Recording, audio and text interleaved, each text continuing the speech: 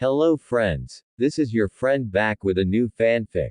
What if Naruto met Nell and built a legendary alliance with Yoruichi and Harribel? Episode 1. If you like this story, don't forget to like, share, and subscribe, and leave your thoughts in the comments.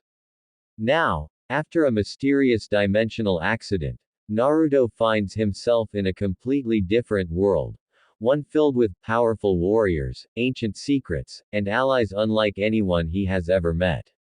Now, let's start. There was a hole in Naruto's chest. Why? Why was there a hole in his chest? Was this somebody's idea of a joke? If so, he wasn't laughing. Try as he might, he couldn't make sense of it. The blasts didn't even hurt. Wasn't a wound, either. It was just there. Right where his heart should be, just visible beneath his tattered orange jacket. He could stick his hand right through it, flail his fingers around and everything. He did just that and felt perfectly fine. Well, not fine per se, but still pretty strange, you know. He should be panicking, he knew. Hell, he had panicked 3 hours ago when he'd woken up here. Now the panic had bled away, leaving only morbid curiosity behind. Well, he thumbed his chin as he considered the perfect tear in his torso. This is a problem. That's putting it mildly. Kurama didn't sound very pleased with it, either. How are you even alive? Naruto didn't dare answer that question. Instead he cast another glance at his surroundings. That, at least, remained unchanged. Blue eyes rose to behold the vast wasteland before him. Nothing but sand, sand and more sand as far as the eye could see. A ghastly moon hung high above, bathing the dark sky in perpetual night. A dead world. Even the land of wind looked livelier than this, an endless and vast wasteland that stretched on into eternity. I don't think we're in the elemental nations anymore. You think? That was putting it mildly. Was he dead? He didn't feel dead. If anything, he'd never felt more alive. He could feel the sage's power still coursing through him, warming his blood and opening his eyes. If he cut his finger, he'd probably bleed. On a whim, he dug a finger into his palm. A thin bead of blood welled up beneath his thumb, the wound sealing almost immediately thereafter. Ouch! A quick pinch to his arm confirmed his suspicion. Yup, I felt that. Still alive, I guess. Of course you're alive, fool. Kurama's voice thundered in his head. I wouldn't be here if you weren't. I just wanted to be sure, ya know. Honestly, you're denser than a brick sometimes. Well, that settled it. He didn't know where he was, and he didn't much like it. The last thing he remembered was a terrible clash with Sasuke, a burning pain in his right arm. And then, nothing. Hopefully he was alright, wherever he was. He'd been on his last legs, and even with time to recover, he didn't fancy his chances in an empty world like this. Oi! On your left. Craning his neck, Naruto spied a building in the distance. At least he assumed it was a building. Some strange structure of a sort. Maybe a fortress. Castle. He couldn't tell from here. But it was something, and something, as they say, was better than nothing.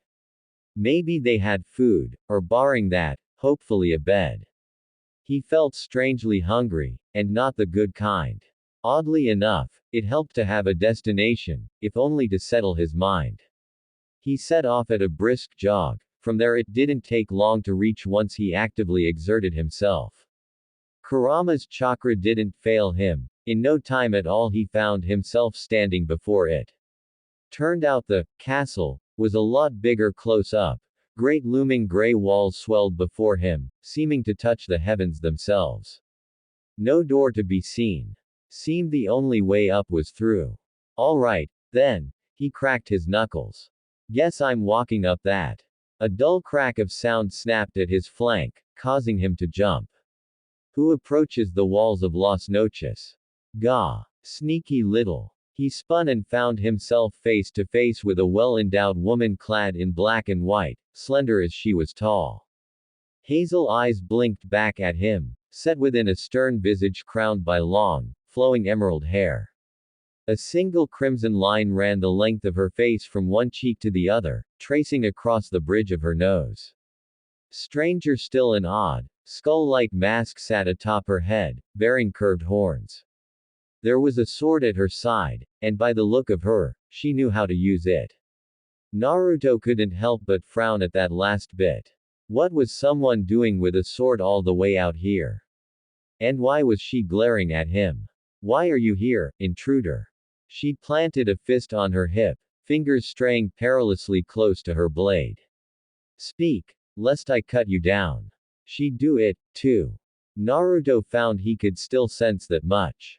Her emotions were a tangled knot, but beneath it he sensed a steely resolve. That sword of hers would come out if he held his tongue. Luckily for her, he didn't have any intention of picking a fight here. Well, he crossed both arms behind his head with a sigh. I was hoppin', you could tell me. Kinda lost here. You are hollow. An Arankar. She didn't quite scoff at him, but it was close. How are you lost? Confusion twisted his brow into a furrow. Hollow. Arankar. What are those? I'm human. Silence stretched between them, and in it, Naruto wondered if he'd said something wrong just now, because the woman was looking at him like he'd grown a second head. He scratched his cheek. That seemed to reactivate her, if only for a moment. Are you mad? Her frown redoubled. You are far from human, lost soul. What in the log's name was she on about? He'd never heard of those. And a soul. All right, that's just rude. Anger stirred and his right eye began to twitch. I may be lost, but I'm pretty sure I'd know if I was this, hollow or whatever. There is no if about it, intruder. The swordswoman shook her head, green hair swaying side to side. You are one. I am not. Here at last, his temper slipped its leash. He flung up his arms with an aggravated growl. Look, if you're just going to keep calling me names, I'm leaving. You're daft. Her eyes flicked down to his chest, then met him again. There is, she stepped forward, a hole, her finger stabbed into his collarbone, in your chest. Here at last, a touch of heat weaved its way through her words. Humans do not have those. Her forehead smashed against his, bringing with it a faint, earthy scent as those steely hazel eyes drilled into his flickering azure. They cannot live with such a wound. Oh. Was she worried about him? It'll heal. He nudged her hand down. I've lived through worse. Remind me to tell you the time my best friend blew out my lungs. If I heal from that, I can heal from this. The woman retreated, blinking at him. You are strange. Lady, you don't know the half of it. Anyone could see that there was nothing to be gained from this argument. With a brisk nod, Naruto made to move past her. Look, I'm leaving. She caught a tattered sleeve in hand. Halt. I'm not done with you. Now, what? He pivoted to face her. I'm getting hungry and you're startin' to make me mad, miss. Nalil. She offered him her hand. I am the third Espada. You would do well to show me respect. Oh, sure. On a whim, he reached out and shook her hand. If it's named after you're after, I'm Naruto. Nell's brow shot into her hairline and mask alike. A strange name for a strange soul. Well, she wasn't wrong there. Don't blame me, blame my parents. That got a quizzical blink out of her. You remember your past. Well, yeah. Naruto squinted at her, still clinging to her hand. It's my life. Kinda lived it, you know. Why wouldn't I remember it? Her mouth opened and closed, struggling to find words. At length, she managed a weak sounding, hollows don't remember their past lives. A muscle jumped in his jaw. Like I said, I am not a hollow. You clearly are. There's a mask fragment on your jaw. Was that why his face felt so itchy? He touched his green hand to a whiskered cheek and felt the faint fragments of something there. Without a mirror, he couldn't be sure. Who knows? It might improve your ugly mug. Do you understand now? Nell's frown returned with a vengeance that would have made Sasuke proud. Really, Nalil was too difficult for him to remember, much less pronounce. Easier to shorten it to something he'd be able to recall. Speaking of which, another question was nagging at him, one of many he'd had since bumbling his way into her. I gotta ask though. A beat of silence passed between them. At length Naruto tilted his head. What the heck's an espada? Surely you jest. A faint spot of color hit her cheeks as she yanked her hand from his. Are you trying to make me angry? He felt a flicker of something from her then, a vague sense of pressure bearing down on his shoulders in some unseen weight. Naruto shrugged it off like so much water off a duck's back. If she thought to intimidate him, she had another thing coming. He'd stared down gods and monsters, fought things that would drive men mad. Kagaya made Nalil look like a harmless child by comparison. That said, he wasn't here to pick a fight. No, no. He waved his hands to fend her off when she reached for her sword. Not at all. I'm just really confused about all this. I woke up here, you know. Slowly, almost reluctantly, her fingers uncurled from the hilt. You mean to say you died and awakened as an Urankar? That shouldn't be possible. Lady, I don't know what that means. He clicked his tongue at her. And I ain't dead. Kurama would be gone if I was. You don't have a sword on you, at that. Long lashes fluttered in a slow blink. Never mind. What is a Kurama? Is it a dish humans eat? Naruto nearly choked on his spit. I like this one. Kurama's low growl pervaded his mind. Deathwish aside, she's got spirit, which I'm starting to think we might be. Wait. Spirit. As in deceased. A knot of dread began to coil in the young man's stomach, bringing with it a rare touch of fear, the first he'd felt since he'd found himself dead. To hear such words from a stranger was one thing, but from the partner he trusted his life with. Well, that was a whole nother kettle of fish. He couldn't be dead. He just couldn't. There was still so much he needed to do. He flicked a thought inward. Are we? You tell me. I've been pushing chakra to that hole for the last 5 minutes, and it still isn't healing. Everything else seems intact. His world lurched, threatening to bring him to his knees. Dead. Which meant someone had killed him. Likely Sasuke. Had he killed him, too? Had they died together in their final clash? They'd both been on their last legs during their final battle, exhausted and nearly out of chakra. It wasn't a stretch to imagine. But dead. He still had all his chakra, and the sage's power to boot. How could he be dead? You're asking me. Kurama sounded just as lost. I knew your old man bound us together with that blasted Shinigami, but to think it would transcend death. It was too much. His pupils shrank as he made a keening noise. Some of his concern must have shown through, too, because Nell took pity on him. Once more she approached, but slowly this time. He didn't truly notice her until she touched him, couldn't bring himself to react until her fingers threaded with his. The sudden tenderness startled him. When he looked to her he found no anger, no irritation, only calm, placid understanding for his plight. Come with me. Slowly, gingerly, she turned and took a step back, guiding him towards the castle. Worry not, I will see you tended to. Naruto found himself stumbling after her, still dazed. Tended to. Hey. Wait a minute. What'd think I need? Hazel eyes flicked over her shoulder, down to his ruined outfit. A change of clothes, for starters. He whined a little, head drooping as he realized what she intended. Ah, but I like oranges. That may well be, she said, but you can't go about wearing those rags. Naruto grumbled, yet let himself be led along regardless. He couldn't really be dead, could he? A man who insists he isn't dead. How amusing. How do I look? Nell tilted her head. Then tilted it some more. What? Naruto spun in place, suddenly feeling self-conscious. What's with the look? Not bad. She thumbed her chin, nodded once, and smiled, a rare and happy thing. Black and white looks good on you.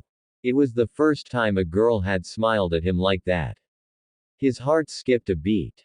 Still needs some orange, though. She touched a finger to her lips. You really do like that color. The way I see it, a heart is a heart. Everyone has one. Doesn't matter who or what you are. What's that? Who am I? Hey, thought you'd never ask. After all, my name is. Steel met flesh. The former yielded. Neutra, right. Naruto smiled. It was not a nice smile, Nalil thought, watching the weapon crack in his grasp. Don't you know ambushes are for weaklings? Leave Nell alone. TCH. He struggled, to no avail. This isn't any of your business. Oh, I think it is. His smile grew. Now say you're sorry. His adversary bridled. Or what, you little shit. His body blazed gold. Or you'll be sorry. Naruto, was it? The strange man smiled at his words. Would you mind looking at my sword? Sure. He hummed. But you have to look at my fist, first. The man blinked, not quite comprehending. What? Clenched knuckles barreled into his face. Hardly the words Nalil expected this morning, but there it was. Naruto twisted from side to side before her in her quarters, regarding his outfit with, not hate, he didn't have a mean bone in his body, but annoyance all the same. He wasn't very pleased with the color. She supposed the discomfort was to be expected. It had taken her a week, a full 7 days, to get him out of those ruined rags, another to convince him to wear something else, and nearly a third to make him keep the garments he was currently draped in. And a good thing she had, or she would have snapped and threatened him with physical harm. Clad in the atypical uniform of most Urankar, he looked entirely ill at ease. Feigning an impassive aura, the Espada raised a pale hand to hide her mouth, and the faint smile she wore there. Mustn't laugh. If she did now he'd tear them off and parade around in his boxers again. Yoruichi nearly had an aneurysm last time, to say nothing of Neutra. Nell thumbed her chin and tilted her head. Then tilted it some more. What? Naruto spun in place, looking self-conscious. What's with the long face? Not bad. She thumbed her chin, nodded once, and smiled, a rare and happy thing. Black and white looks good on you. Good. He scoffed and tugged at his collar, blue eyes sparkling. How is this good? He'd gotten better at that since he'd settled in here, more willing to speak his mind. It doesn't feel good. I feel like a damn doll. Her lips quirked. Better than you running around half. Naruto held up a finger. Paused. Consider what she'd said. Sulked. Nell tossed her hair over one shoulder and preened a little. Another point to her. Poor boy. He really did look miserable. She took pity on him at the end.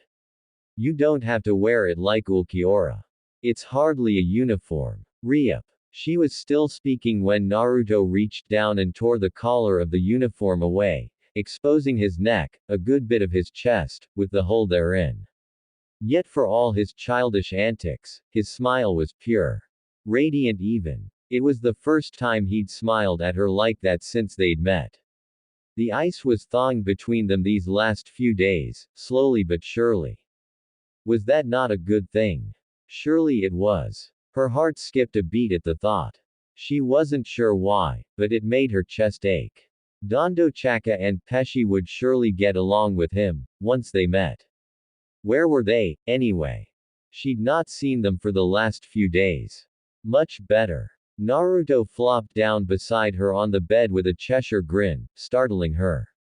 I can actually breathe now. Nell cast a baffled look at him. You're dead. You don't need to breathe. Pretty sure I do. Come. Rather than retort, she rose. It's time for Sonito training. Already. Naruto uttered a jaw-popping yawn, but didn't deny her request, slouching into the hall after her.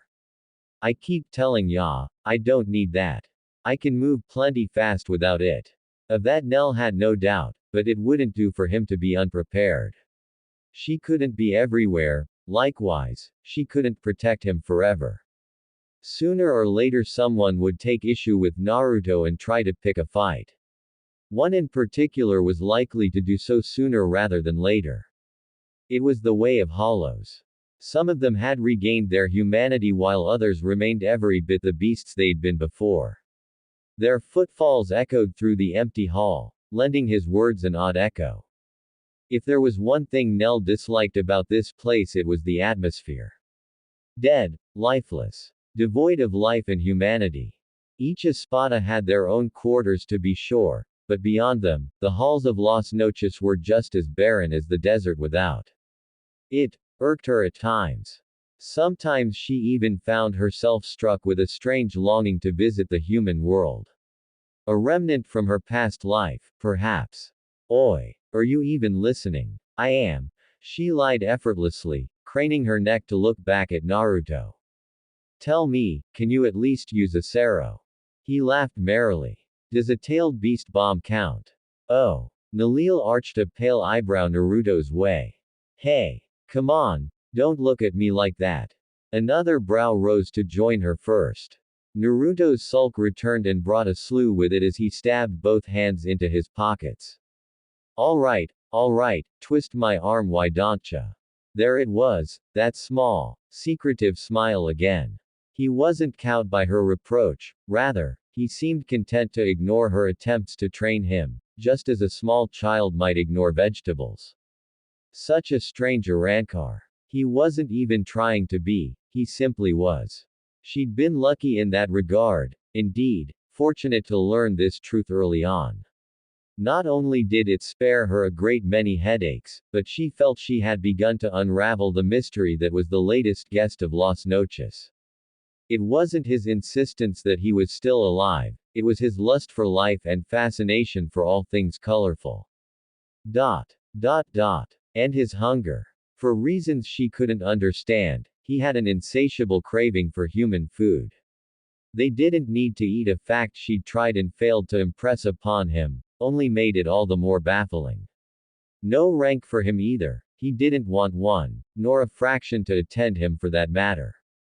Instead, he puttered around the castle whenever he wasn't with her, making every effort to learn the names of each Arankar he met.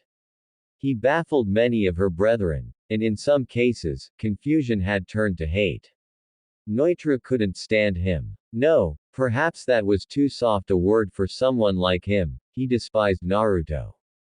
Not only did the chipper blonde refuse to fight him, but he seemed intent on making friends with him. Neutra loathed allies. Friends, help, any of it. A fight was all the Mad Mantis ever craved, beast that he was. She supposed that spoke for Naruto's character. If that braggart hated someone, then they were undoubtedly pure of heart.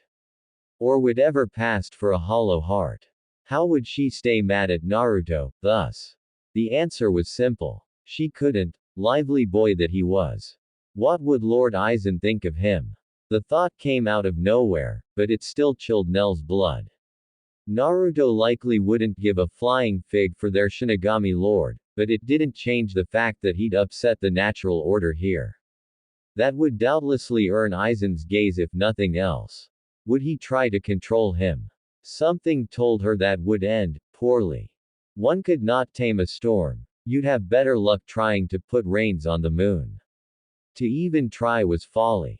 But that moment was neither here nor there. She would protect him until he came into his own. It was her duty to the weak, after all. How little she knew. I'm thinking it still needs some color, though. Naruto's sudden remark snapped her back to reality. He'd gotten remarkably good at that. The outfit, I mean. Nell touched a finger to her lips. You really do like that color. Yup. He beamed. Here, watch. As she looked on with mild intrigue, Naruto touched one hand to the black sash around his waist. Before her very eyes the once drab color became a lively amber. Not satisfied with that alteration alone, he reached up and slapped a palm atop each shoulder as though to embrace himself. Beneath his fingers the once static material gained size and mass, creating a long flowing, high-collared jacket over his Arankar uniform. He thrust his arm through a half-formed sleeve, rimmed with black flames around the edges, donning the new cloak even as he created it. How are you doing that? Still changing his attire, Naruto raced ahead of her with a merry laugh. Nell darted after him in time to see him take a right, then burst through a door, all but leaping into daylight. Wait! Shading her eyes, she raced after him. She didn't have to go far. Standing under a balcony under the false sun of Las Noches, he looked more vibrant than ever before. Sorry for running, he crossed both arms behind his head, not sounding apologetic in the least. Wanted to surprise Ya. Only then did she see the other alterations he'd made. The white and black colors of his uniform were still there, but they were muted now, more vibrant somehow despite the change. The richly colored cloak he wore drew the eye in a way few things could, a rich orange framed by those embroidered black flames she'd seen before. All told, Nalil thought the orange and black contrasted rather nicely with the white of his trousers, but how had he done that? Tada! He preened, giving himself a once-over. It's no Hokage cloak, but close enough. Reminds me of when I fought Pain, ya know. Another little spin as he admired his handiwork. I put my own spin on it. I think I got everything right. Her eyes widened. How did you do that? What, this? He squinted at her in the sun, rather reminding her of a fox. You mean creation of all things. I've been able to do it for a while now. Why do you people wear black and white, anyway? Just as quickly he changed tact and threw her off again. Ain't that a little dull? Nell felt herself bridle. Excuse me. I didn't mean anything by it. The blonde shrugged. Did it ever occur to you to, I dunno, wear something with more color? The third Espada opened her mouth to retort in kind. I closed it. Opened it a second time, then closed it a third. Why did they wear black and white? Someone once said it was the reverse of the Shinigami, many of whom they loathed. But why did they stick with such a bland color scheme? It wasn't forced on them by any means. You may have a point. A hint of heat hit her cheeks. Lord Aizen suggested we wear such, but he's not enforced it. Aizen, huh? His brow furrowed. Haven't even met the guy and I dislike him already. What about you? Long lashes fluttered in a brief, startled blink. I beg your pardon. He elbowed her. What kinda colors do you like? Nell paused, her thoughts grinding to a halt, lingering in a mire of confusion. She'd never thought of such a color she liked. Her eyes drifted to the false sky overhead. Fake though it was, it still offered more color than the rest of this ruined world. A faint smile dimpled her cheeks. Blue, she said at last. His eyes lit up at once and she knew she'd said something he liked. Well, now you've done it. I think Kurama likes you. There it was. That curious mention of someone she couldn't see. Another reminder of his madness. But maybe, just maybe, this kind of madness wasn't so bad every once in a while. I still do not understand how you did that. Creation of all things is pretty broken. He held up his left hand and a blue blaze burned within, while a scarlet shroud shimmered in the right. It's not even my jutsu. I inherited from the old sage, you know. I'm still getting the hang of it. So, you can just create whatever you want. She felt it was a fair question. Anything at all. Within reason, I guess. He extinguished the flames in his hands and stepped past her, looking out at the dunes, and the great red pillars dotting them. I've been practicing a little. Something shifted in her peripherals. 0.0.0.0. His sixth sense shrieked a warning. Naruto blew out a sharp sigh. Now, of all times. He felt the attack coming a mile off. Really, when you could sense negative emotions, it was just too easy. Nell must have noticed something too, because she'd only just begun to pivot. Too slow. Stepping in, he checked her with his hip, nudging her ever so slightly to the right. She made a noise of confusion, then protested, but he paid her little heed. His right hand was already rising, just as a shadow was falling. A massive crescent-shaped blade swept down. 5 firm fingers swept up. Steel met flesh. The former yielded with a gritty crack as the ground splintered beneath him. Two eyes beamed up at a single sneering orb. Neutra, right. Naruto smiled. It was not a nice smile, Nalil thought, watching the weapon creak in his grasp. Don't you know ambushes are for weaklings? Leave Nell alone. TCH. His prey struggled, to no avail. This isn't any of your business. You're not the one I'm after. Honestly, it was adorable watching his prey flail and try to pry his weapon free. He stamped down on the ugly thought. Prey. Where had that come from? He disliked Neutra's attitude, but he'd never once thought of the lesser Espada as something to hunt down. And yet the more he raged at him, the more Naruto felt the urge to laugh. Oh, I think it is.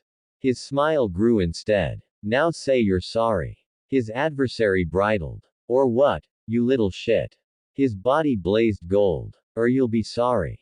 Silence stretched between them. You think I'm scared of you?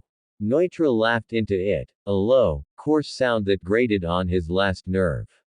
I've never even seen you throw a punch since you got here, not once.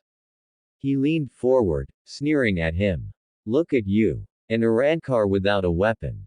You can't even use your true power. Naruto curled a brow. Is that really what you think? Ha. It's obvious, ain't it? The madman's sudden bravado worried him more than he cared to admit. Maybe that's why you keep running away from me all the time. I mean, really. He cackled, exposing the 8 tattooed across his tongue. Who taught you how to fight? Your parents. Because they did a shitty job.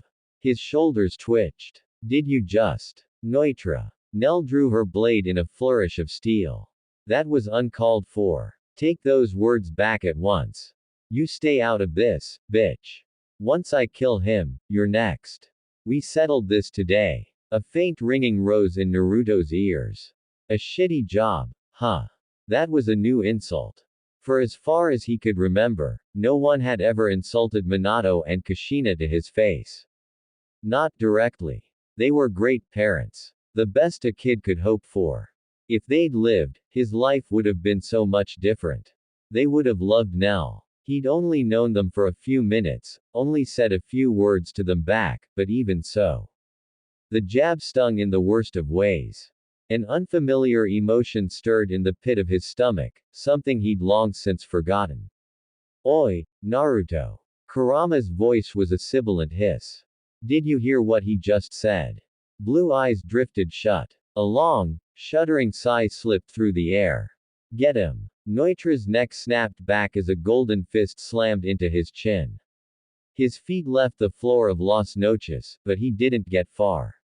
Even as he flew, a clawed hand caught him by the ankle and swung him back down with horrid force, shattering the balcony underfoot. Together, they slammed into the sands below. The lower Arankar snarled at him as they grappled with one another. Said snarl snapped into a gasp as firm fingers closed around his face, pushing him into the dunes. Naruto's jaw clicked open. A brilliant red swell built in the back of his throat, heralding a roar of purest rage to bathe his victim in dark light. Huh. A small, distant part of his brain blinked. So that's how I make a Sero. Neutra spat back at the last second. Gold clashed against crimson, flinging them apart in a rush of head. Not for long. His victim stumbled to their feet, trying to speak. Naruto didn't give him a chance. Take it. A fist slammed into his windpipe, curdling the words in his throat. Back. An angry knee folded him like so much paper. What? Clenched knuckles crunched his face. You. Ribs crunched beneath a kick. Said. An outraged Rasengan struck Neutra's chest, drilling him into the sand. Why you little? He surged to his feet quickly thereafter, warding him off with his weapon. Golden light swelled around him, sheathing him in an eerie glower. You think this is over? I ain't gonna die. Not here. Not to some pansy-ass coward like you. Nell clamored down after him, her expression frantic. Don't let him use his release. Pray. Too late, Neutra howled, flinging his weapon high. Santa Teresa. Pressure. Naruto couldn't find any other word for it. One moment Namitra had been about to do Something. In the next, his aura guttered out as an ocean of invisible force crashed down onto their shoulders. Neutra slammed onto his hands and knees with a dull wheeze of surprise, gasping for air. Nell sank to a knee behind him. Naruto grit his teeth and stood tall throughout it all. It wasn't so much uncomfortable as it was startling, rather, it had simply appeared. You would weaken my ranks. A low voice intoned behind the one-eyed Espada. Know your place. Neutra's lone eye widened. Wait. I will not. You've disappointed me for the last time. Steel flashed out in a silver arc, simple, clean, and precise. Neutra's head tumbled from his shoulders. It struck the ground and bounced once, his face still frozen in the horror of his last moments. Bereft of balance, his body buckled and began to, why was it dissolving? As quickly as it came, the pressure ceased. Naruto pivoted and found himself gazing upon a rather unassuming young man standing behind the crumbling corpse. Clad in black robes, a white haori thrown his shoulders, he looked utterly ordinary. His face was friendly, tousled by brown hair, kind eyes, a gentle smile creased his lips. Were those actual glasses he wore? They were. He looked friendly enough, just the sort of face you might see in a crow and think harmless. Under any other circumstance, he wouldn't have given him so much as a passing glance. But this man had just butchered someone right in front of them. My apologies. He cast his blade to the right with a sharp flourish, spattering blood at their feet. I couldn't help but intervene. Lord Aizen. Nell stiffened in his peripherals, eyes wide. Why did you? Fear. She radiated it like a cloud. Why? Why would she be afraid? Kill him. The man Shinigami sheathed his sword with a faint, bemused smile. You know full well why. He brought disgrace to the name of the Espada. In any case, something in his smile made the normally stoic young woman quail. I believe I've found his replacement. Naruto curled a brow. You're talking about me, aren't you? There was something off about this guy. He couldn't quite put his finger on it. Aizen wore a smile, but it felt false, for lack of a better word. His instincts were shrieking at him, and so he delved deeper, stretching his senses outward, throwing them at him as one might cast a net. Looking underneath, he pierced the veil of the unassuming man before him. Kurama absolutely hissed. And they call me a monster. I am. What he found there had him recoiling, least of all because this man, no, this thing was suddenly looking at him again. Might I have your name? No harm in giving his name, at least. Naruto. His entire being tensed. Naruto Uzumaki. Nice ta mecha. Naruto, was it? The strange man smiled at his words. Would you mind looking at my sword?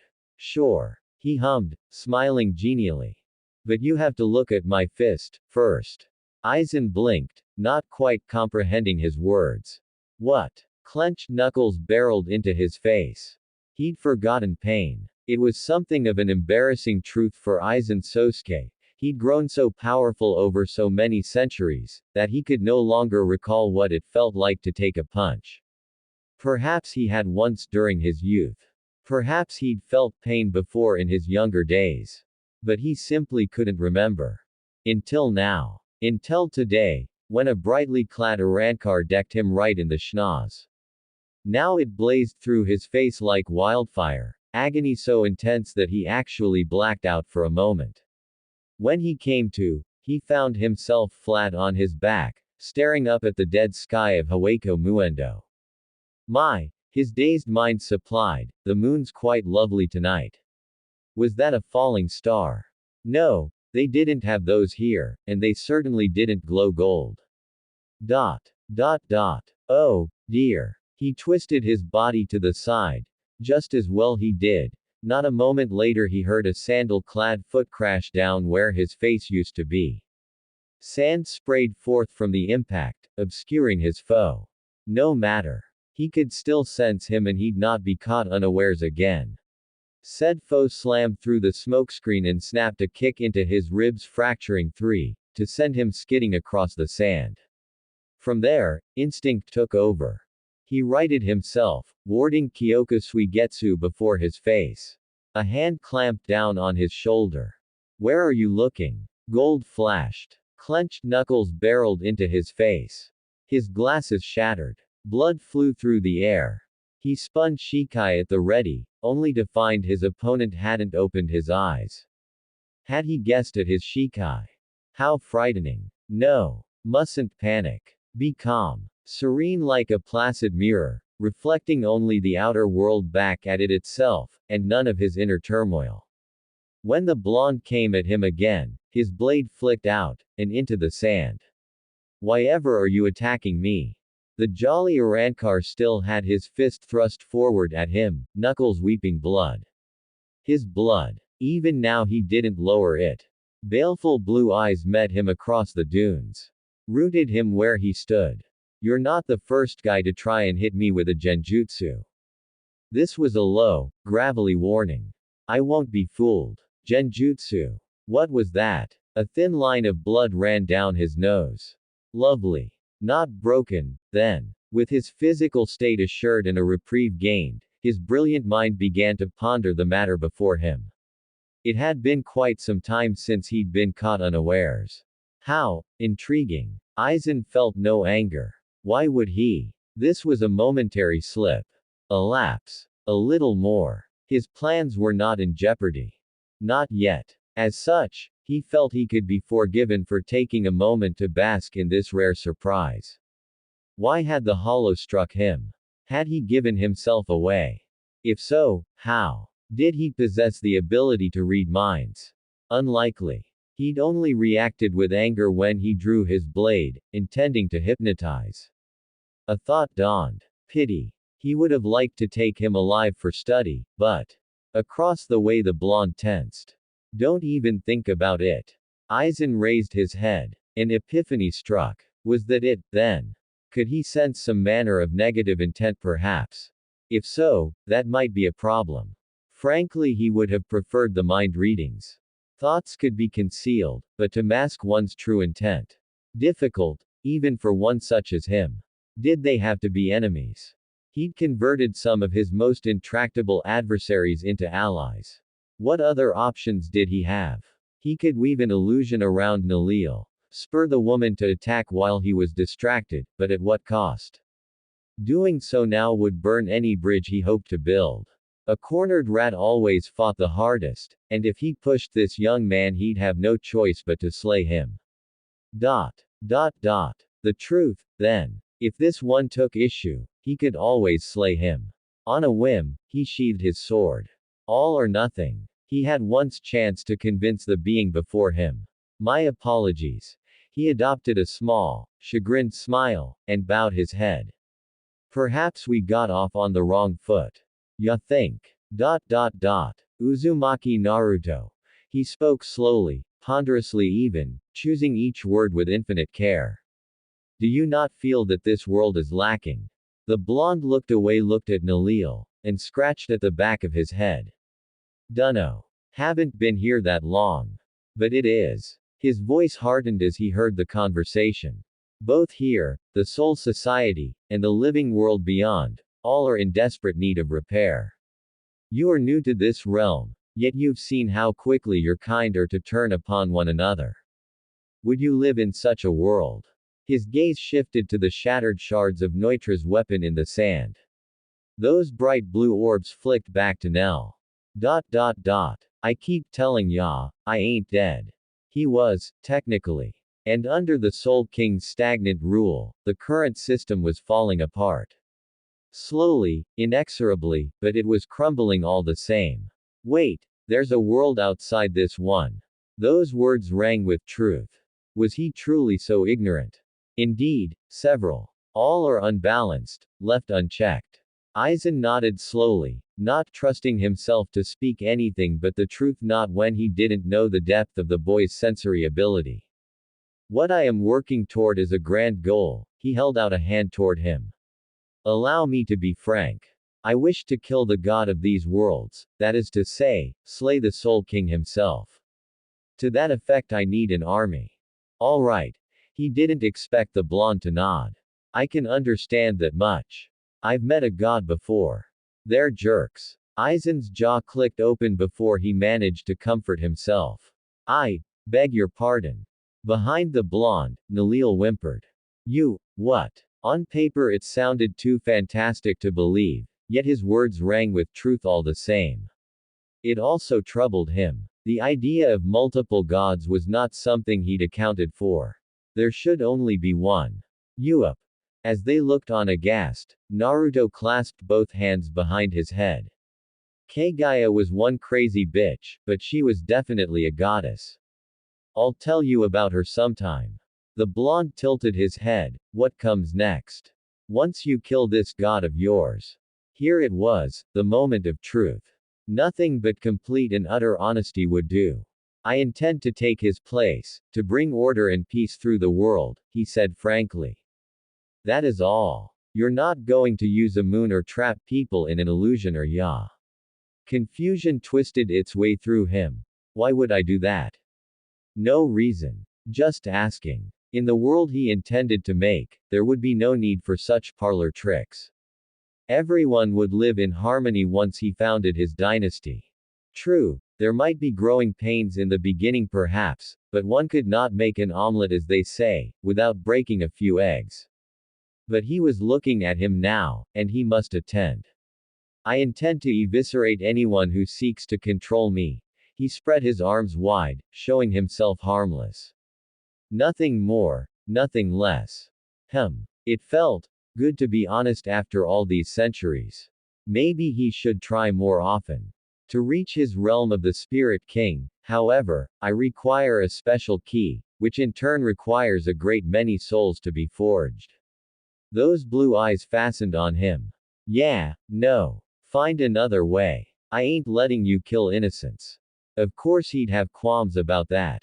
Then what do you propose? Can't be that hard to find a way there. The young man paced away, shaking his head. Give me enough time and power and I could probably tear my way in. He paused, glancing over his shoulder. I'd like to see this god myself, ya know. A world where you eat people to survive, that doesn't sit well with me. Aizen stilled the rush of anticipation that shot through him. Was this truly happening? Well, far be it from him to throw away a potential pawn. No, no. This man was more than a pawn, more than Jin and Tucson could ever be. Smiling, he offered Naruto his hand. Partners, then. 0.0.0.0. He makes a compelling argument. So did Obito. Naruto thumbed his chin, considering. Can we trust him? We can trust him to do what he believes to be in his best interests. Close enough. And we need allies. Not at all by his liking, but it would have to do. Aizen had been honest after their brawl if nothing else. So long as he didn't try to ensnare him with his sword again, he could tolerate him. For now. Bloody silver tongue. He was the only one who should have had that. What about you? He flicked a curious glance Nell's way. What's your say in this? The Espada's face bled a bright cherry red. It's nothing you need concern yourself with. But I am concerned. He pivoted, grabbing her by the shoulder. That Neutro was out to get you. Is that really how it is out here?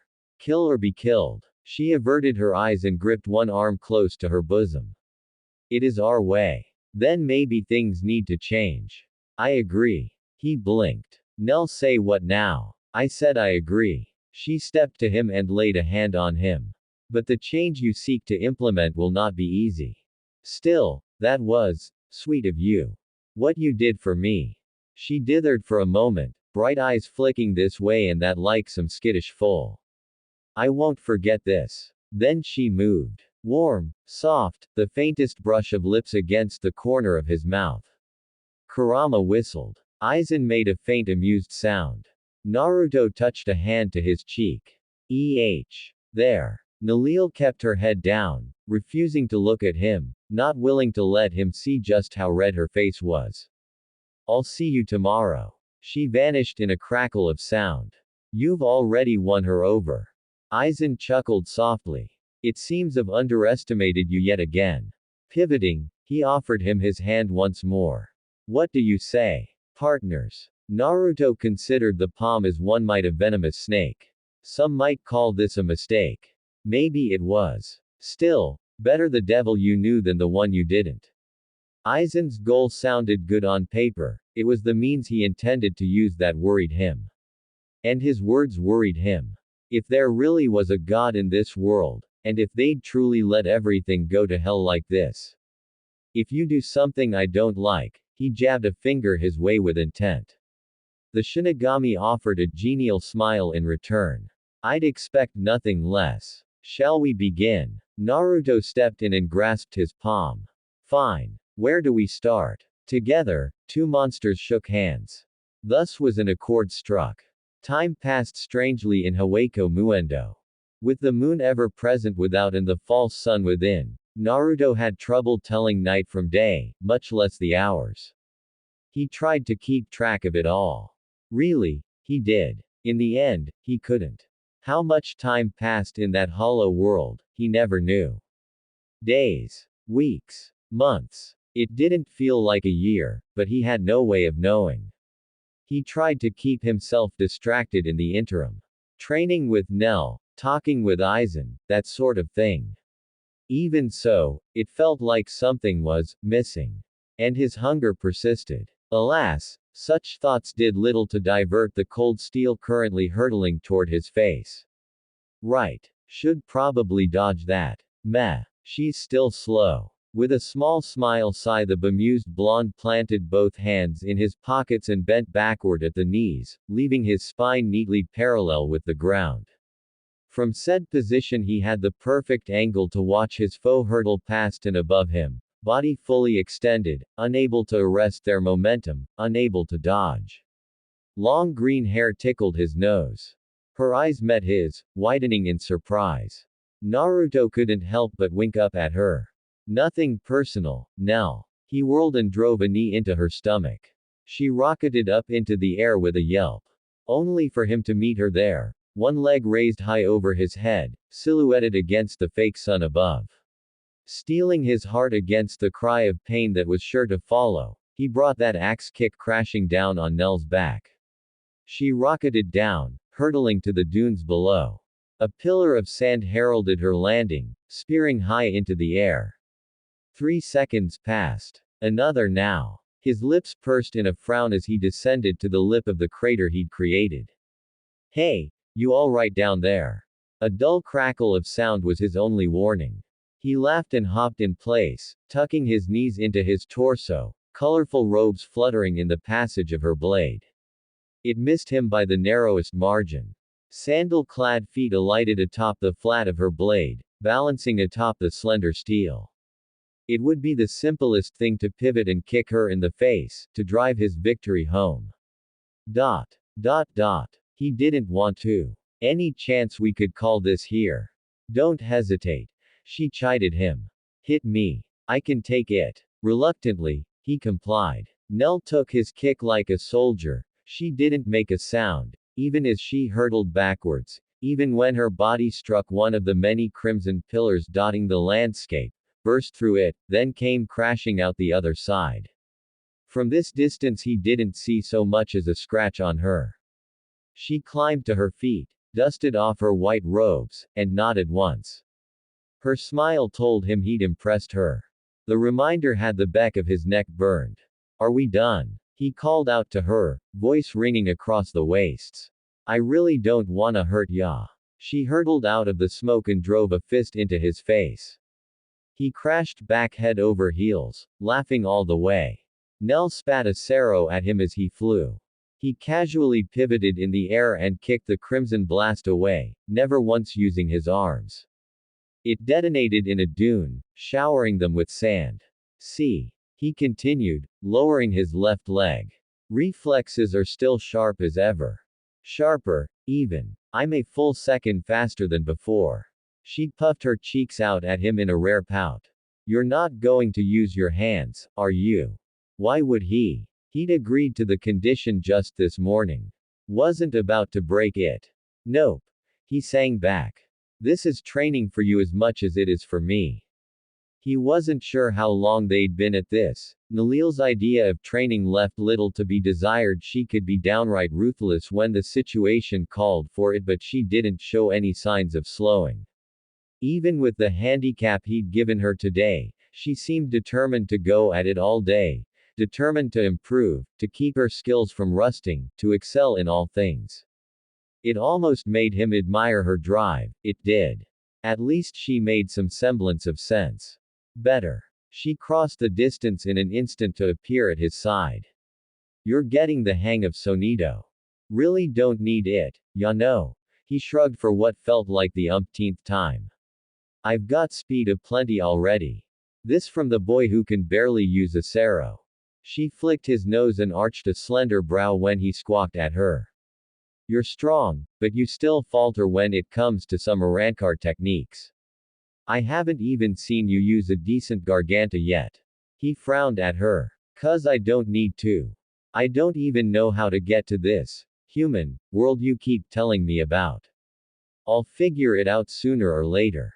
Must you? Of course he must. Because he didn't feel dead, therefore, he wasn't. He'd been starving for ages now, hunger gnawing at his insides. Honestly, if he didn't eat some proper food soon, he was going to lose his mind. He looked like she wanted to argue the point further, only to abstain. Let us change the subject for now. What's he like? Lord Aizen, I mean. Naruto paused, brought up short by the sudden inquiry. You're asking me that. Now. It's been a bit. You spend more time with him than anyone else here. She held up a finger to forestall another argument. Even the second and first Espada are seldom granted an audience with him. Yet the two of you speak nearly every day. I find myself curious. She wasn't going to let this go, was she? Nell might act soft, but beneath that gentle smile she had a spine of steel. He's different, he said at last. Bright eyes swiveled to regard him. Different, how? Not sure I can explain it properly. He scratched the back of his head and plonked down to the sand. It's kinda complicated, ya know. She smiled, sitting beside him. Then simplify it. Fine. The man might be a mystery to most, but most couldn't sense emotions the way he could.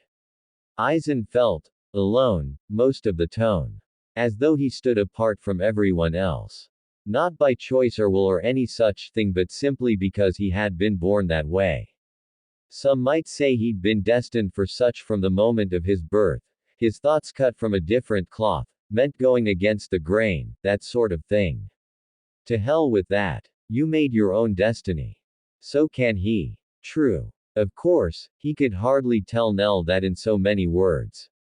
She wouldn't understand. So he settled for the simple route. Lonely. Nell's brow shot up, but he didn't stop. He's a bit of a talker, but I think I've got a feel for his motivations. He turned and looked out across the sands, to which she followed his gaze. Don't get me wrong, he's been behaving since our bargain, but it doesn't feel like he's trying to be a prick about it or anything. Bah! A hand flung up in exasperation. He keeps asking my opinion about stuff. I ain't used to it. Some might say that's what friends do. Friends. Us. Naruto squinted her way. Dunno if I'd call him that. Not yet, at any rate. Don't worry, the second he tries to pull one over on me, bam. He smacked a fist into his open palm. I'll knock his lights out. Nell favored him with a small, mysterious smile. You really would, wouldn't you? Well, yeah. I don't go back on my word. HM. She laughed lightly to herself and surprised him by standing. You truly are an anomaly. You exist outside the ranking of the Espada. You claim not to be dead, but you've allied yourself with us nevertheless. I wonder what some might say of that, yet for all there are some who would challenge you. He scoffed. No surprise there. She pivoted and touched a hand to her sword with intent. Which is precisely why you must be prepared. This again. I'm no closer to understanding why I'm here than I am to finding my release state. Nalil thumbed her chin. You must have one. All Arankar do. Some have two. She really wasn't going to let this go, was she? What's yours, then? Her smile startled him in its sheer purity. Would you like to see? Naruto felt his face burn.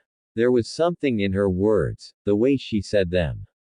It sounded personal. Intimate. He wasn't sure why. He'd never seen an Arankar release their sword before. Everyone he'd bothered to ask had been cagey about it, especially that Ulquiorra guy.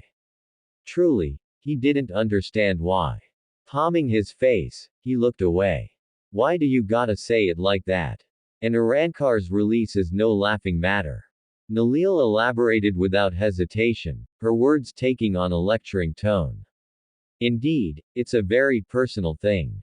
It reveals what we were before as hollows, adding that power to our own.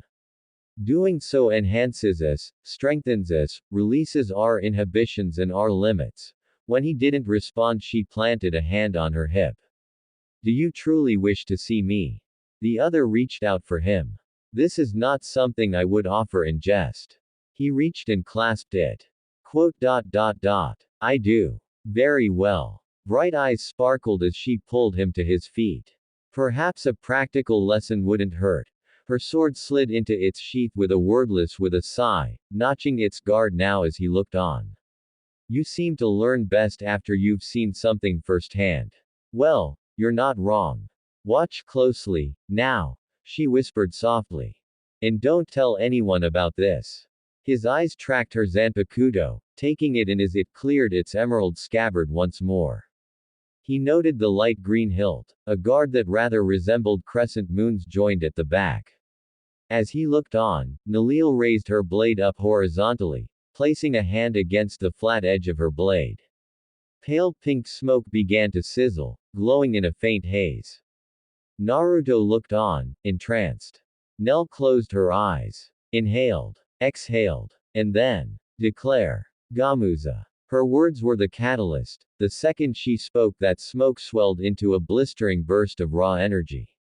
Violent violet light swelled forth to envelop her, tearing at sand itself, a radiance so bright Naruto found even he couldn't bring himself to stare into it overlong. Finally he had to look away. This is a resurrection. Nell's voice rang through the fog. Behold. She swept a hand through the smoke. His jaw clicked open. Damn. In her true state Nalil took the form of a graceful armored centaur. Her hollow mosque's horns curved outward, framing the sides of her face. Likewise, her shoulders stood sheathed by brilliant white spalders that flowed across her shoulder blades, to her neck. Gleaming white gauntlets completed the ensemble, flowing up into a matte black material to protect her hands. Her sword was perhaps the most startling change of all. That once simple katana had since been replaced by a looming double-bladed lance. It looked like she knew how to use it, too. All in all she rather resembled as well as reminded him of a jouster straight out of a storybook, albeit far more deadly. Do you understand now, Naruto? She hefted her massive weapon his way, considering him with stern, sad eyes. This is what it means to be an Arankar. We are not human. None of us are. We never will be. Simply speaking, the words almost seemed to wound her, somehow. It is best to accept this, as I have. Embrace it, but don't let it define you. How did he respond to that? How could he respond? She cantered forward and touched a hand to his cheek. You'll understand someday, Naruto. He looked away. Not sure I wanna, ya know. Perhaps. However, that being said, with neither word nor warning, Nell shifted her weight on her hind legs and reared back, putting distance between them. It is possible to surpass your resurrection as well. Suddenly, that sad smile of hers gained a grim edge. I could go one step further if I really wanted to. This bulky form has limits. In truth, I much rather prefer the second state beyond it. A vicious sense of pressure reared its head over him, bringing with it a different sort of tension. His eyes bulged. You mean there's more? She smiled softly. Allow a lady some secrets. Now, dodge. His hackles rose. Her arms swung back. Oi. Don't you throw that at me. Lanzador Verde. It seems you enjoyed yourself today. More or less. Naruto rolled his shoulder, working the kinks out of it as he traipsed inside. Got myself smacked around a bit. Suppose it's my own fault. Hardly the greeting he'd expected from Aizen, but there it was. The man seemed to enjoy surprising him these days, often arriving at the strangest times. He'd taken to appearing out of the blue. Really, he shouldn't have been surprised to find the man lurking in his quarters. He had nothing to hide, so what did it matter? No, it did matter, because Aizen never, ever came to his quarters. Not once, in the entire time since they'd formed their unlikely little partnership. He knew the man wanted something from him. He often does these days. Lowering his guard here would be a mistake. Best keep himself sharp. Sure enough, he wasn't surprised. Would you mind looking into something for me when you have the chance? He sighed. All right, I'll bite. Who? Where? When? In hindsight, he really shouldn't have asked that.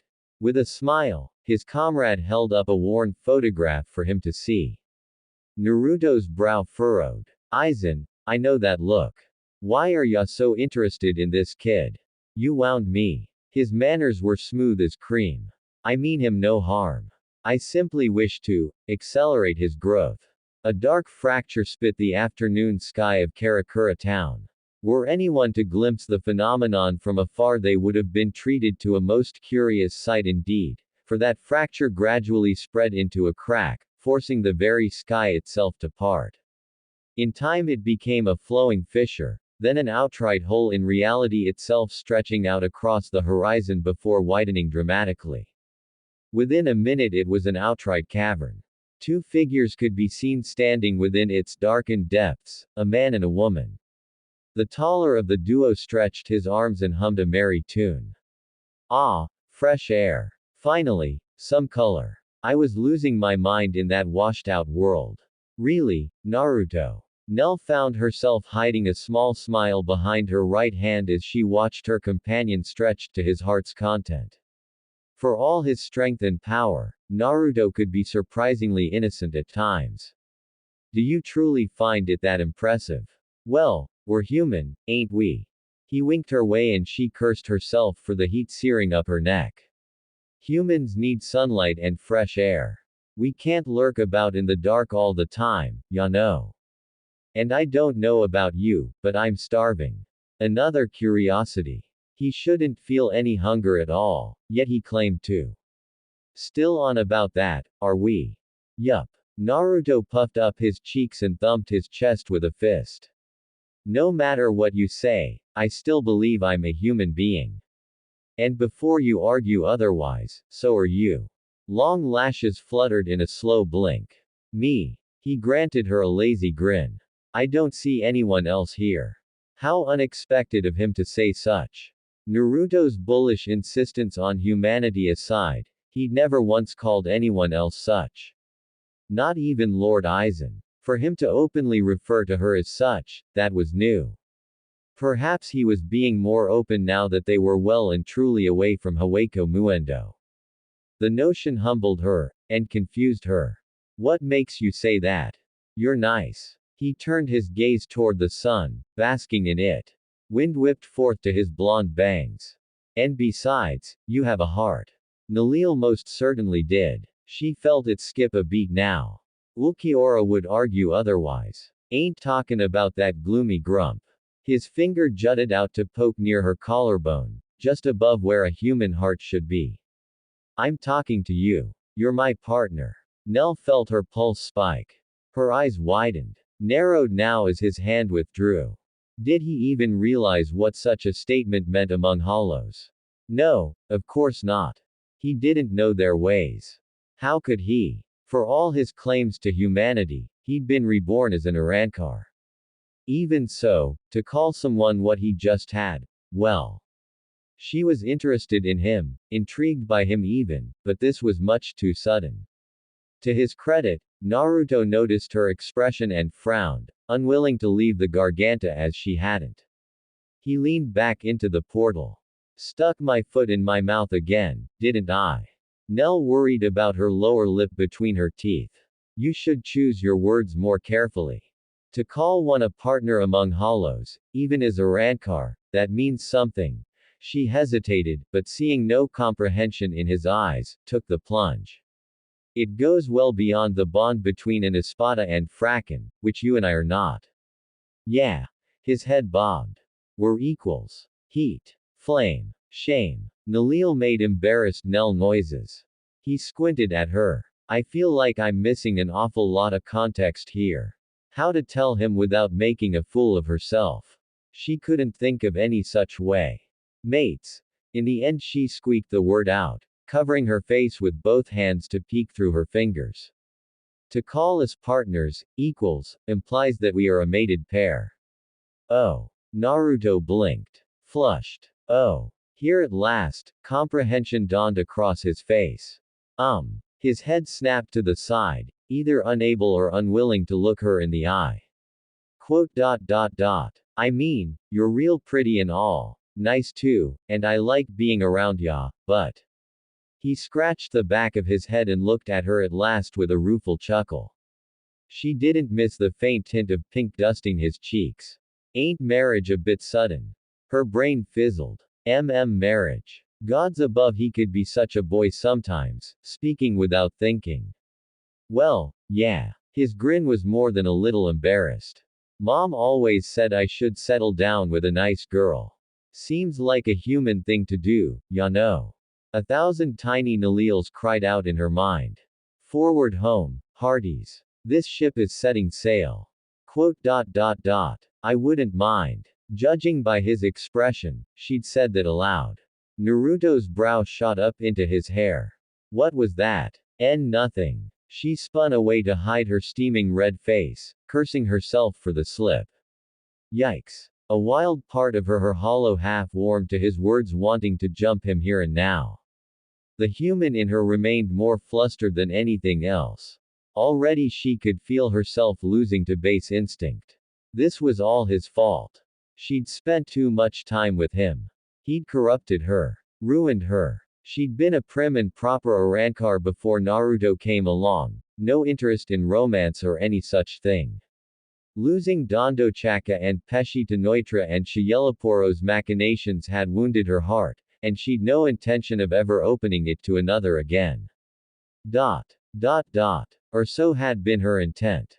He'd changed that. Made her feel wanted. Needed. Now an insidious little voice nudged her. What was the harm? Couldn't she have something for herself? Lord Aizen wouldn't care. If anything, he might encourage it. He'd mentioned some passing interest in half-breeds prior to this request. Could hollows have children? No. Don't think that. Too late, her mind was away. She could imagine them now, grinning girls with green hair and bashful boys who would look like Nell. Way. She snapped back to reality with a squeak. Right. Must focus. They had a task to attend. It's nothing. I'm fine. Naruto eyed her closely. If you say so. I do say so. She shook her head furiously to stymie the rising tide. Don't think about it. Don't get ahead of yourself.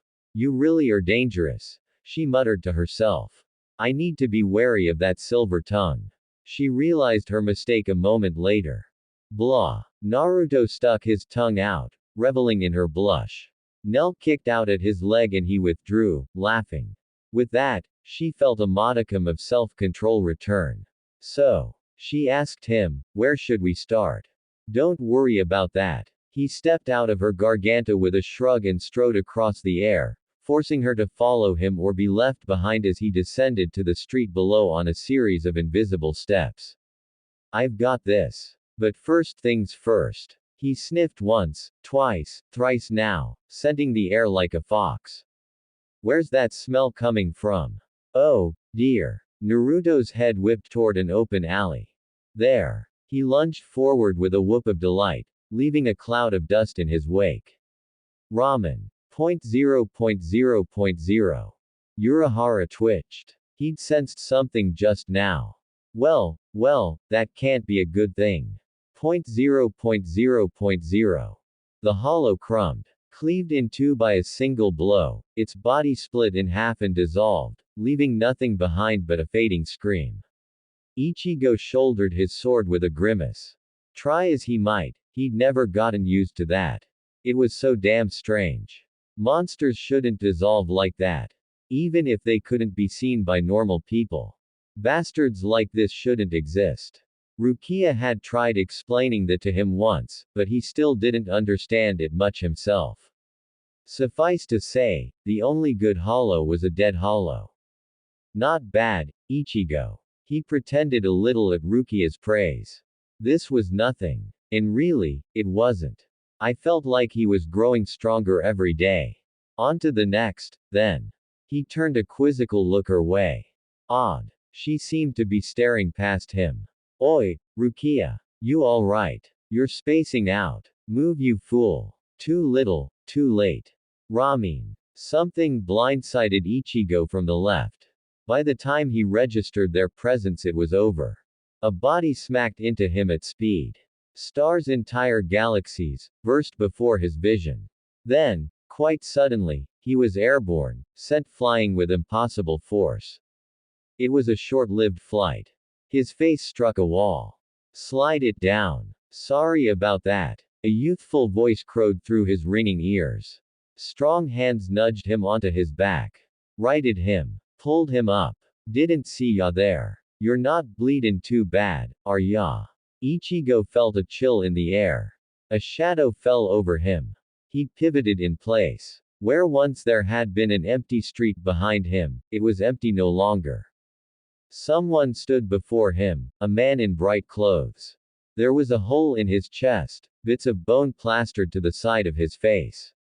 Sweat ran down his brow. How did he sneak up on me? What even is he? Naruto. A green-haired woman clad in white and black alighted beside him. You mustn't rush off like. Like what? The blonde frowned. Nell. You look like you've seen a ghost. Dot. Dot dot. Silence reigned supreme. The woman saw him. Nudged this, Naruto, guy. Is that him? He recognized him too, apparently, because that grip on his hand became ironclad. Ah, damn it. 5 firm fingers clamped down on his shoulder, tightening in a vice. I didn't think we'd actually find him this early. He tried to pull back, but he held fast. You must be Kurosaki Ichigo. Substitute Shinigami, right? At his dumbstruck nod, his smile became decidedly chagrined. Sorry about running ya over, and I'm really sorry to rush this out of the blue, but, well.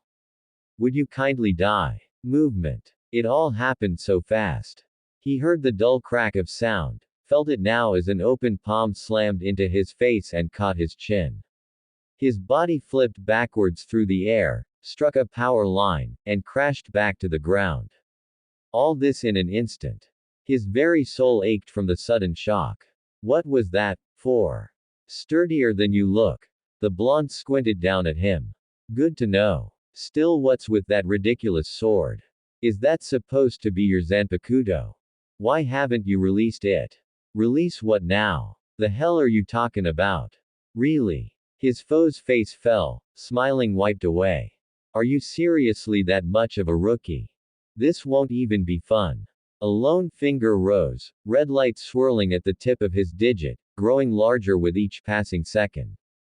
What had Rukia called that? Sero. The sight of it left him stricken. He couldn't move. Why couldn't he move? Try to dodge this, Ichigo. If you don't. Pale fire crash. A sudden Kido smacked the back of his head. Baleful blue eyes swung to the side. Do you mind? Rukia lowered her arm, palm spitting smoke. Not another step. See this. He made a point of raising his foot and planting it down. This is me stepping. Another kid slapped him in the face. He scowled at her. Could you not, squirt? Class is in session. Nell. The green-haired woman moved in an instant, faster than he could see, seizing his comrade by the throat. Ichigo lunged her way, only to find himself blocked once more. Rukia. You damn hollow. Let her go. She's not a part of this. I'm not a hollow. I'm Naruto. And you. The man scoffed as his companion the girl over her shoulder and growled at him. You're reactive, Ichigo. He swung his blade with his might, only to find it caught. What are you talking about? He strained against him to no avail. The hell I am. If anything, I'm proactive. No. Clawed fingers tightened around his blade. I can sense your feelings, and I've got the measure of you now. You're doing this all wrong. Frankly, it's sickening. Whiskered cheeks dimpled in a scowl. You keep talking about protecting others, but what can you protect with a brittle blade like that? Cracks scrawled across his nameless sword. Even now, you're hesitating. They slammed their forehead against his, eyes blazing. I could kill you right now, if I really wanted to. Maybe I should. Might even be a mercy. Quote. Still won't unseal your sword. Fine. His shoulders slumped. Quote. I give up. There's no helping you like this. Guess we'll be doing this the hard way. Was this guy for real? He couldn't tell if he was joking, not anymore. He struck out. Sparks flew as he struck the man in the chest. A blonde brow rose. You think that after everything else, something like this hurts? No. He shook his head slowly, blonde bangs swaying from side to side. No.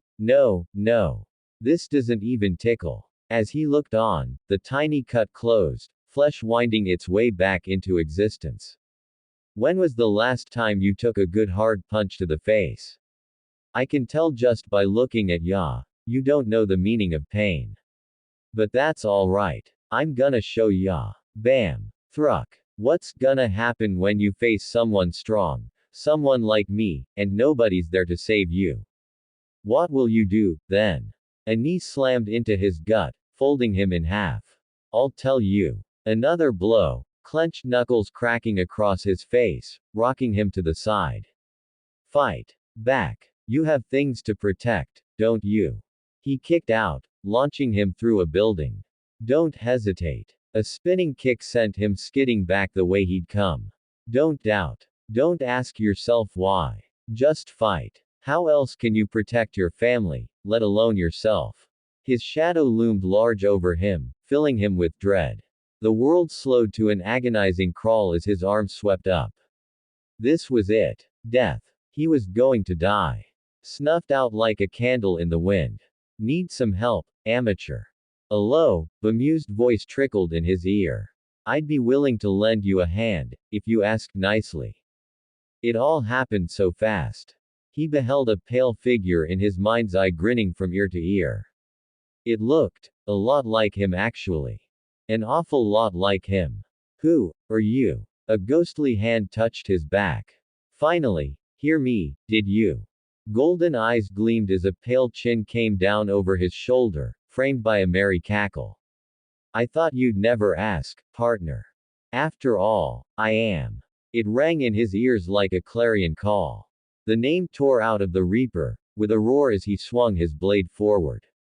Zangetsu. Naruto was smiling as the light enveloped him. Why? Why was he smiling? Why did he look so damn proud of him? Ichigo didn't have time to celebrate. Red light bloomed, cutting through his attack. His world erupted in a haze of pain. Getsuga Tenshou. Da, look at you. Already learning your first move. Naruto clapped happily, grinning like the cat that caught the canary and slaughtered its entire family. You're growing up so fast, Strawberry. Still gotta work on your aim, though. Case in point. Think fast. His knee crashed up and Ichigo folded down over his limb like wet cardboard. A strangled gasp fled from the Reaper's lips.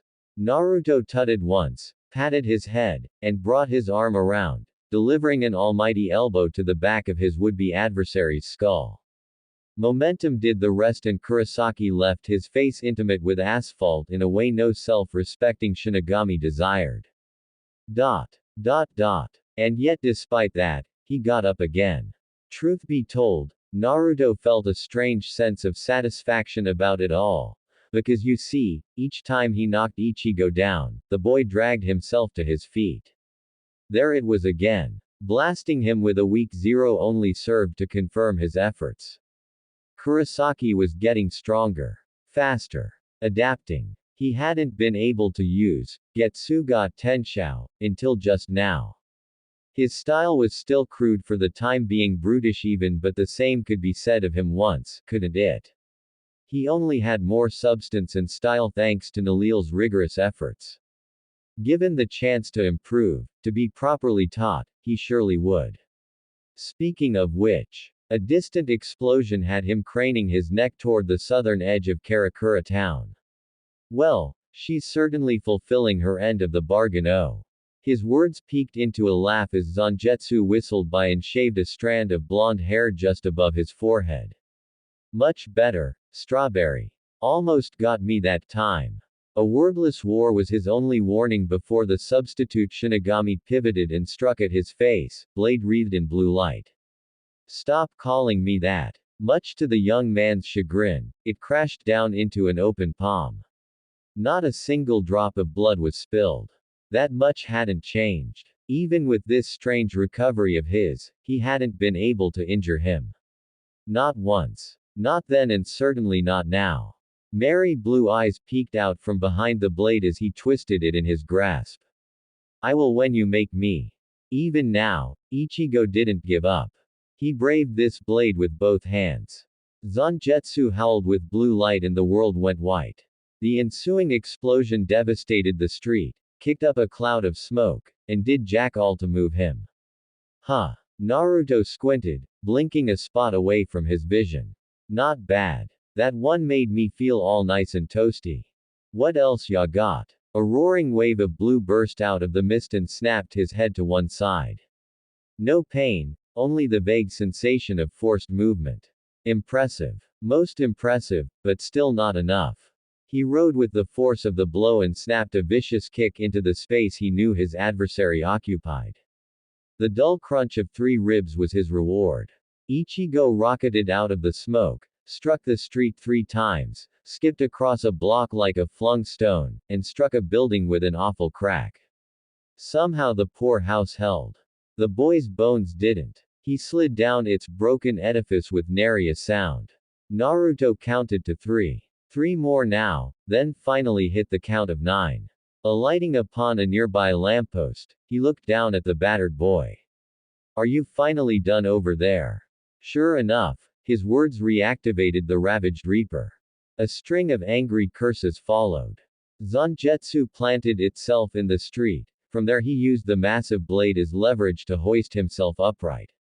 Wasted and gasping for air, he nevertheless hauled himself to his feet.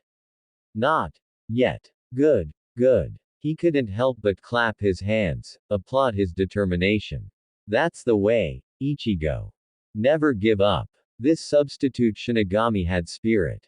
Naruto could respect that much. Admire it, even. Ichigo really didn't know when to quit. No, that wasn't it. He knew he was outmatched here. But he didn't let that faze him. He kept pushing through, trying to make a miracle happen. Perhaps that was the source of his strength. He kept fighting because he felt he had to. Stopping now wouldn't help anyone. They both knew that. Fear here meant an ugly death. Hesitation was defeated. The ghost of a smile tugged at the corner of his mouth. Hesitation is defeat, huh? Ichigo righted himself with an irritated snarl.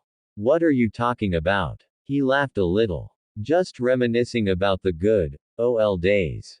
Whatever his Zanpakuto was, Kurosaki was remarkably in sync with it. If it weren't for that, he would have keeled over hours ago. That he managed to persist in the face of such odds, well. It warmed his heart. Nell would say a dead man couldn't have a heart, but even he still didn't believe himself to be dead. Getsuga Tenshou. Sloppy, but definitely an improvement. Naruto laughed and jumped aside with a low whistle, grinning from ear as vicious azure wave annihilated the lamppost he'd been perched upon. It howled up into the sky and all but eviscerated a passing cloud. You bounced back quickly from that last attack, too. Not missing a beat, he kicked off the air and launched himself forward with a merry cackle. Show me more. Zangetsu met his fist head on. The blade didn't crack, nor did his footing waver. Good. His will remained strong in the face of adversity. He'd need that for the battles to come. Help me, damn it. He'd whispered to someone just now. Oh. Who are you talking to? The Reaper ducked and cut out at his legs, forcing him to hop over the blade. None of your damn business. I'm thinking it is. He drove a mid-air kick into his solar plexus, smashing him through a trash bin. Kurama sighed. He'll plateau at this rate. Don't leave things hanging like this. Naruto clicked his tongue at him. What the hell y'all want me to do? Intimidate him. Give him a reason to fight. I ain't the best actor, ya know. Try. Fine, fine. Well, I guess that's all the time we have for today. He adopted what he hoped was a menacing smile. Keep it Kurosaki. Get nice and strong for our rematch, because if you don't, he raised a hand, finger pointing his way, and died a little inside. You won't need to worry about me. Your enemies will slaughter everyone and everything you hold dear. It was an empty threat, of course. He'd never do any such thing to anyone, and he certainly wouldn't let Aizen, but poor Kurosaki didn't know that now, did he? As far as he knew, his threat was good as gold. Aw man, I hate acting like the bad guy. Sure enough, something hardened in the young man's face. I won't let you. His lunge was even faster than before, but anger alone couldn't help Zangetsu and couldn't pierce his skin. Then get stronger, Kurosaki. He kicked him away with a forced sneer, one that felt alien to him. You have your Shikai, now achieve Bankai no. Go beyond. He knew quite well what a Bankai was, thanks to Nell's rigorous tutelage, and he happily imparted that now to the young Reaper. Don't just rely on your sword either. Branch out. Adapt. Gain the strength to make me bleed, to trample me the way I trampled you today. When someone tries to take what's rightful yours, you take everything from them in return. That's what a king does. Why you? A vicious headbutt sent him reeling anew. Was it his imagination just now, or did those brown eyes flash gold? Regardless, the expression he wore was that of a warrior, not a boy. Good. Just a little more now. Naruto closed with him again. There it is. That's the look. Another punch rattled Ichigo's blade. Once. Twice. Thrice. He wailed on him with no restraint. Ichigo's stance held firm throughout it all. Each blow blocked by the blade. Sadly, the same couldn't be said for the street. It finally burst beneath the force of his attack, and the moment it did, his footing faltered. A rousing right hook caught him square in the face and launched him away once more. This time, gravity lost its grasp upon him. His back struck a pair of power lines, his still sparkling soul hurtled through them, smashed into someone's roof, alighted there for a moment, and collapsed. A dull thud heralded his return to the ground. Well, I guess that'll do it. It's been fun, Strawberry. This time, Naruto didn't have to feign his smile. Be seeing ya. His part done, he planted both hands in his pockets and waltzed away from the unconscious Reaper. Probably better this way. He'd accelerated his growth, just like Aizen asked, and with no casualties to speak of. All in a day's work. With hope, Kurosaki would learn from this and become stronger still. Now to check in on Nell. She'd probably kept that other Shinigami busy, sure, but he hadn't heard from her in a while now. Blood splashed across his cheek. Naruto paused, touched a hand to his face, mildly surprised to find a small cut there. How'd that happen? Kurama sighed. On your left, fool. He craned his neck back. The stubborn Shinigami had found his feet once more. Stranger still, he'd flanked him somehow, for all the good it did him. The poor kid looked like death warmed over. His robes were battered and torn, body hunched across his blade, head hanging and face hidden by his shaggy hair. He looked every bit like a walking corpse. And yet, you're still not done. Ichigo's head snapped up. The sight there chilled him.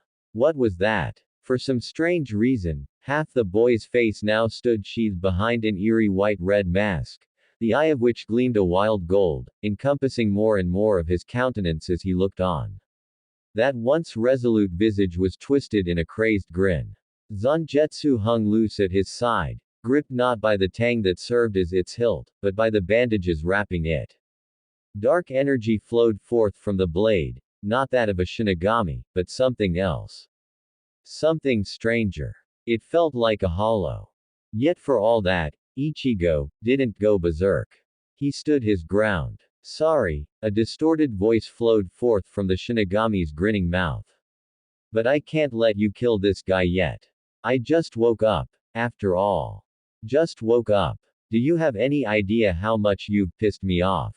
Much to his confusion, Ichigo wagged a finger at him. Bad enough that I had to wrestle with an old man bastard who almost won, too, but now I gotta deal with you. A rare hint of joy crept into Naruto's heart. Here and now, he could understand why Aizen was so fixated on this boy.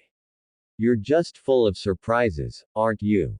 Ha! The entity puppeteering Ichigo's body only grinned at him.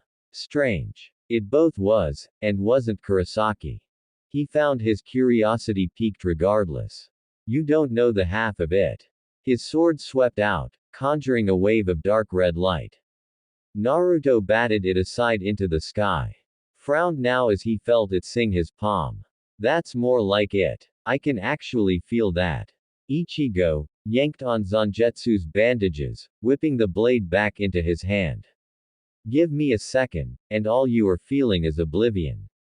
That or disappointment. He shrugged. Go ahead, Ichigo.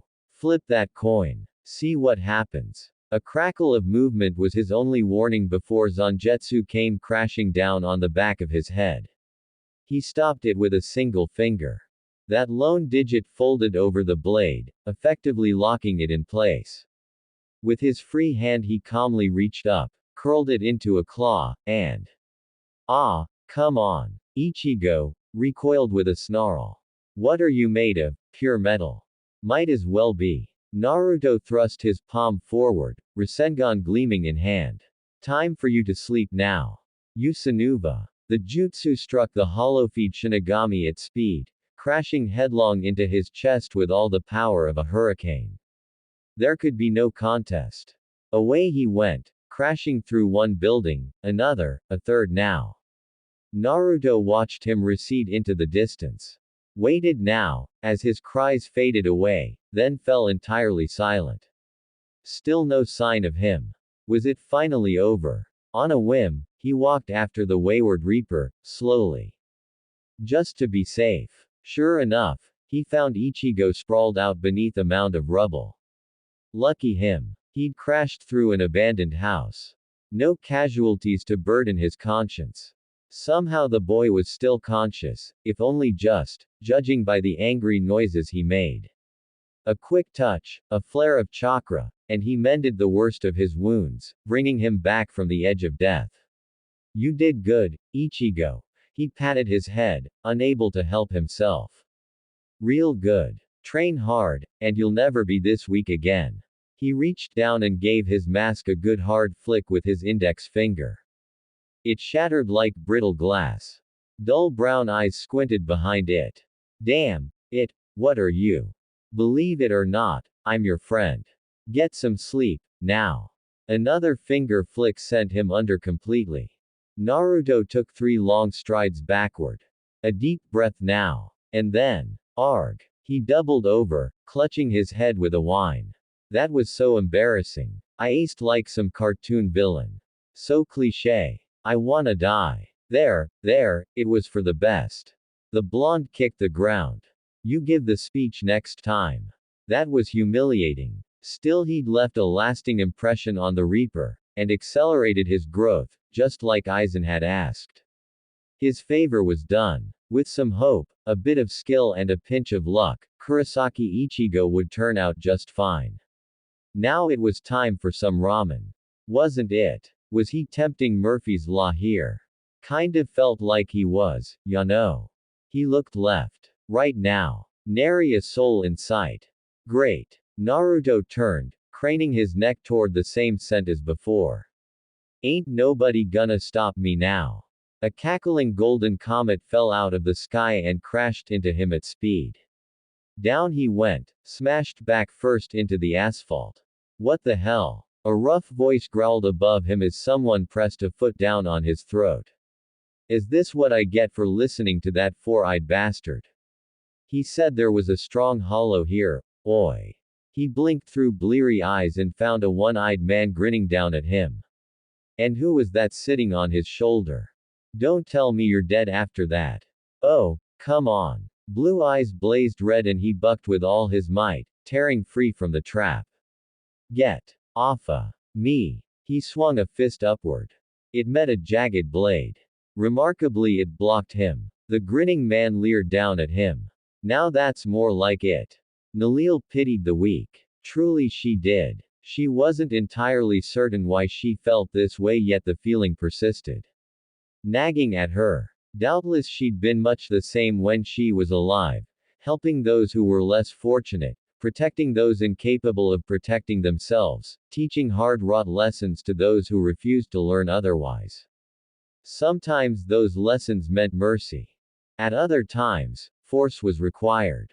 This little one was no different. Rukia Kuchiki might have been strong, once. Before she'd given up much of her power. Now, how far she had fallen.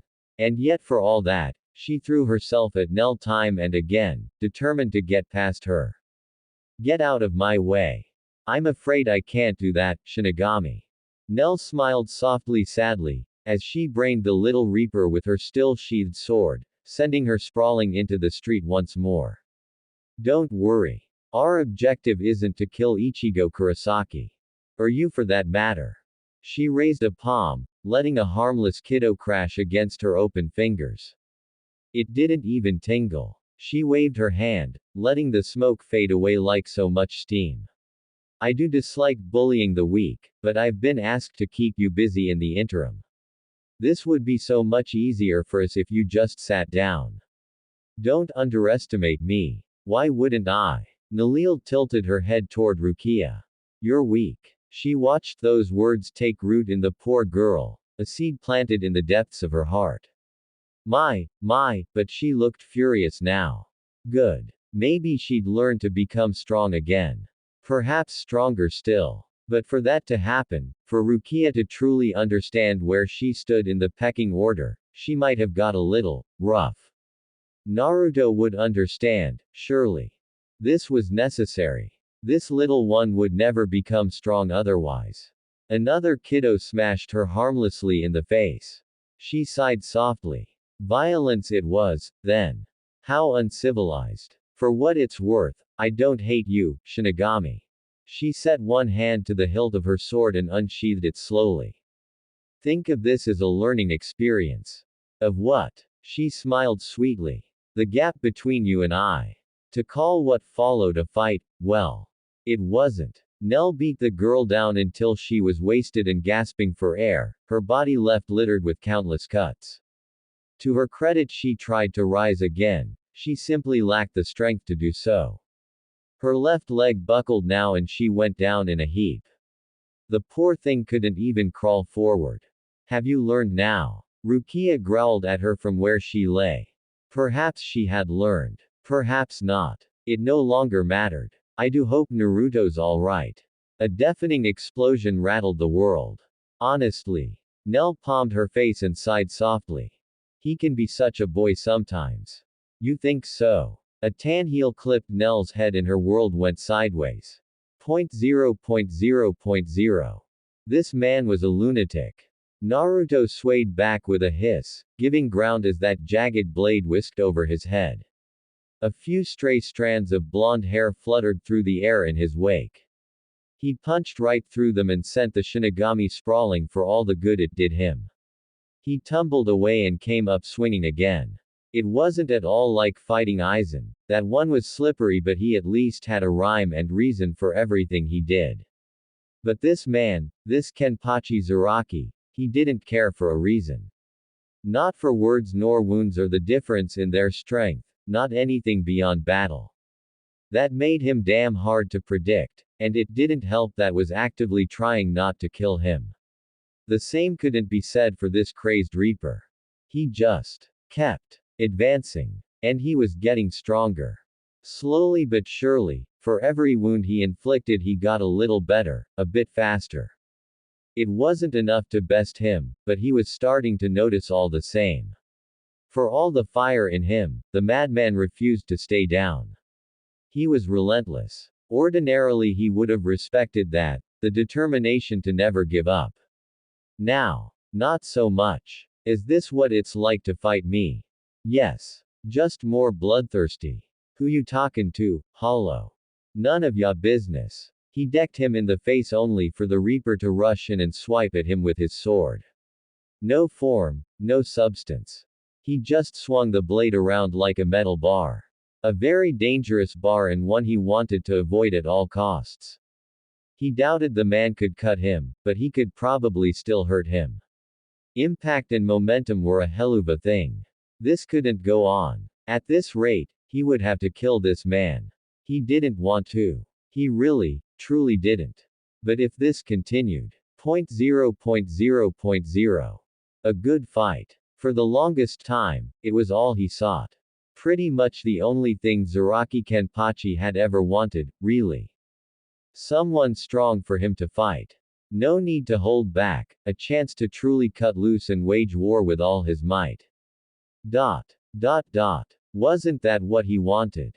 No, maybe that wasn't quite right. A fight was good and all, but he craved more. A rival. Someone to push him to the edge and beyond. Someone he could fight again and again and again. A fighter who wouldn't snap like a stick. Well, he'd finally found one. And surprise surprise, it wasn't a Shinigami but a hollow. This bastard was different from the rest. For one, it almost looked human, not that he cared about that bit. More importantly, it didn't die one hit. I said, "Get off of me." A boot barreled into his chest, sending him skidding backward. His blade bit down in the street, spraying sparks as it killed his momentum. His head snapped up, the barest beginning of a grin tugged at the corner of his mouth. Now that's more like it. Damn good thing Yakiru had jumped off his shoulder. Now he could fight without having to worry about her. Because that damn hollow was getting up again and he didn't look happy. "Whoever you are," he growled, dusting himself off, "I don't have time for you. I've had enough. This ain't a warning, this is a promise.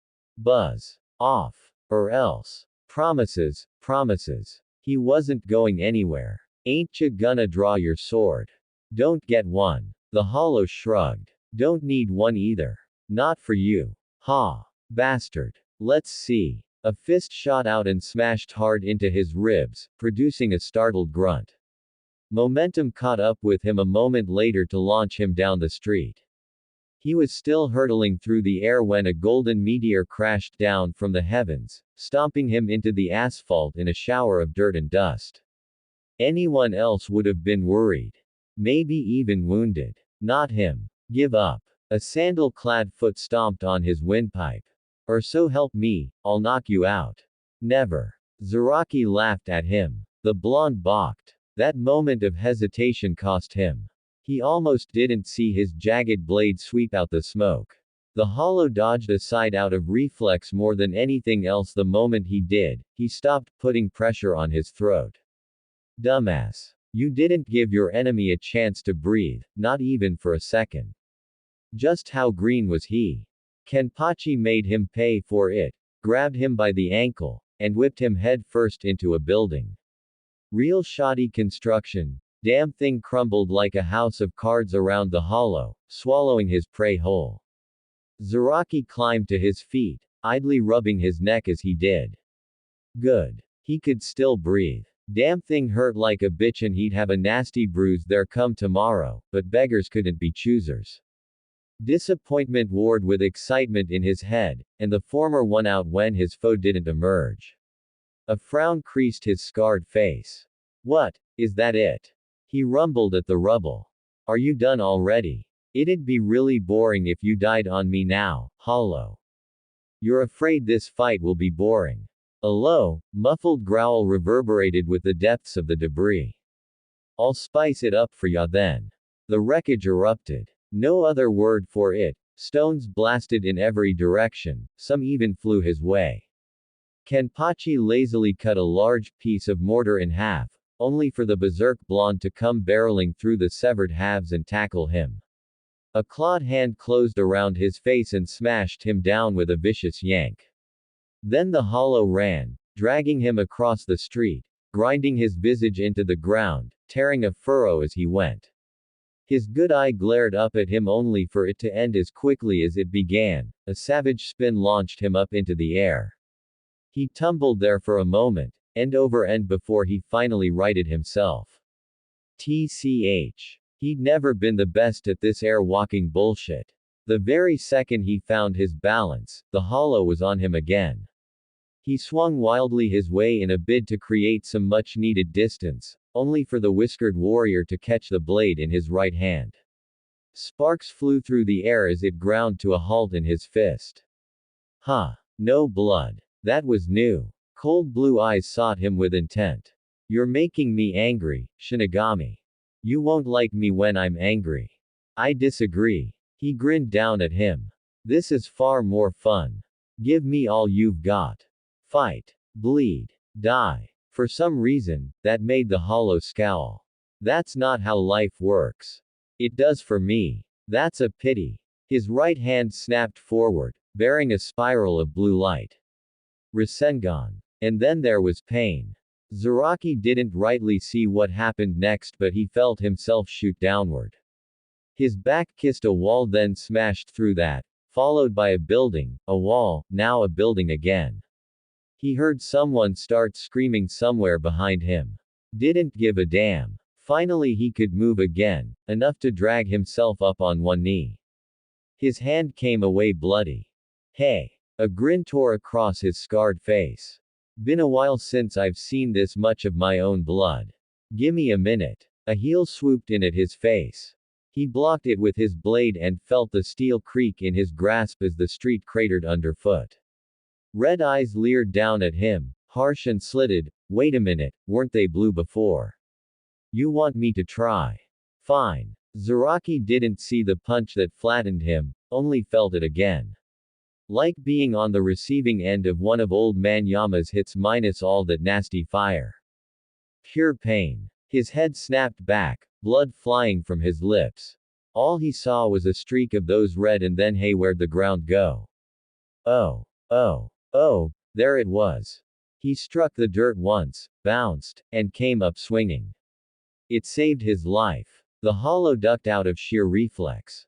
He chambered a swing, and this time the bloody blonde bastard actually deigned to block with his arms. A second shower of sparks, just like before. He couldn't cut him. A laugh tore out of him. Another barrage of punches followed this time. He was able to stand his ground against them and get in one of his own. The hollow grunted in surprise and stumbled back. Give up. An amused noise filled Zaraki's ears, and it took him a second to realize the sound had come from him. Why? I'm finally starting to enjoy myself. You think this is fun? Wham! Blam! Slam! 3 blows in less than a second. Liver. Kidney. Spleen. Zaraki buckled with a grunt but didn't go down. Never. Not with a fight like this. Still, a rare hint of concern bled through his euphoria. This was great, grand even, but this shit was actually starting to hurt. He wasn't bleeding too badly yet, but his bones ached. If this continued. A soft voice rang through the back of his head. A girl's voice. You'll die. Zaraki paused. Ha! Was he hearing things? Where are you looking? Pain bloomed in the back of his skull as another supersonic punch hammered him down. He felt something shatter in his torso. Felt like his ribs. Clawed fingers slashed out, bloodying the side of his neck. His world went blurry for a second.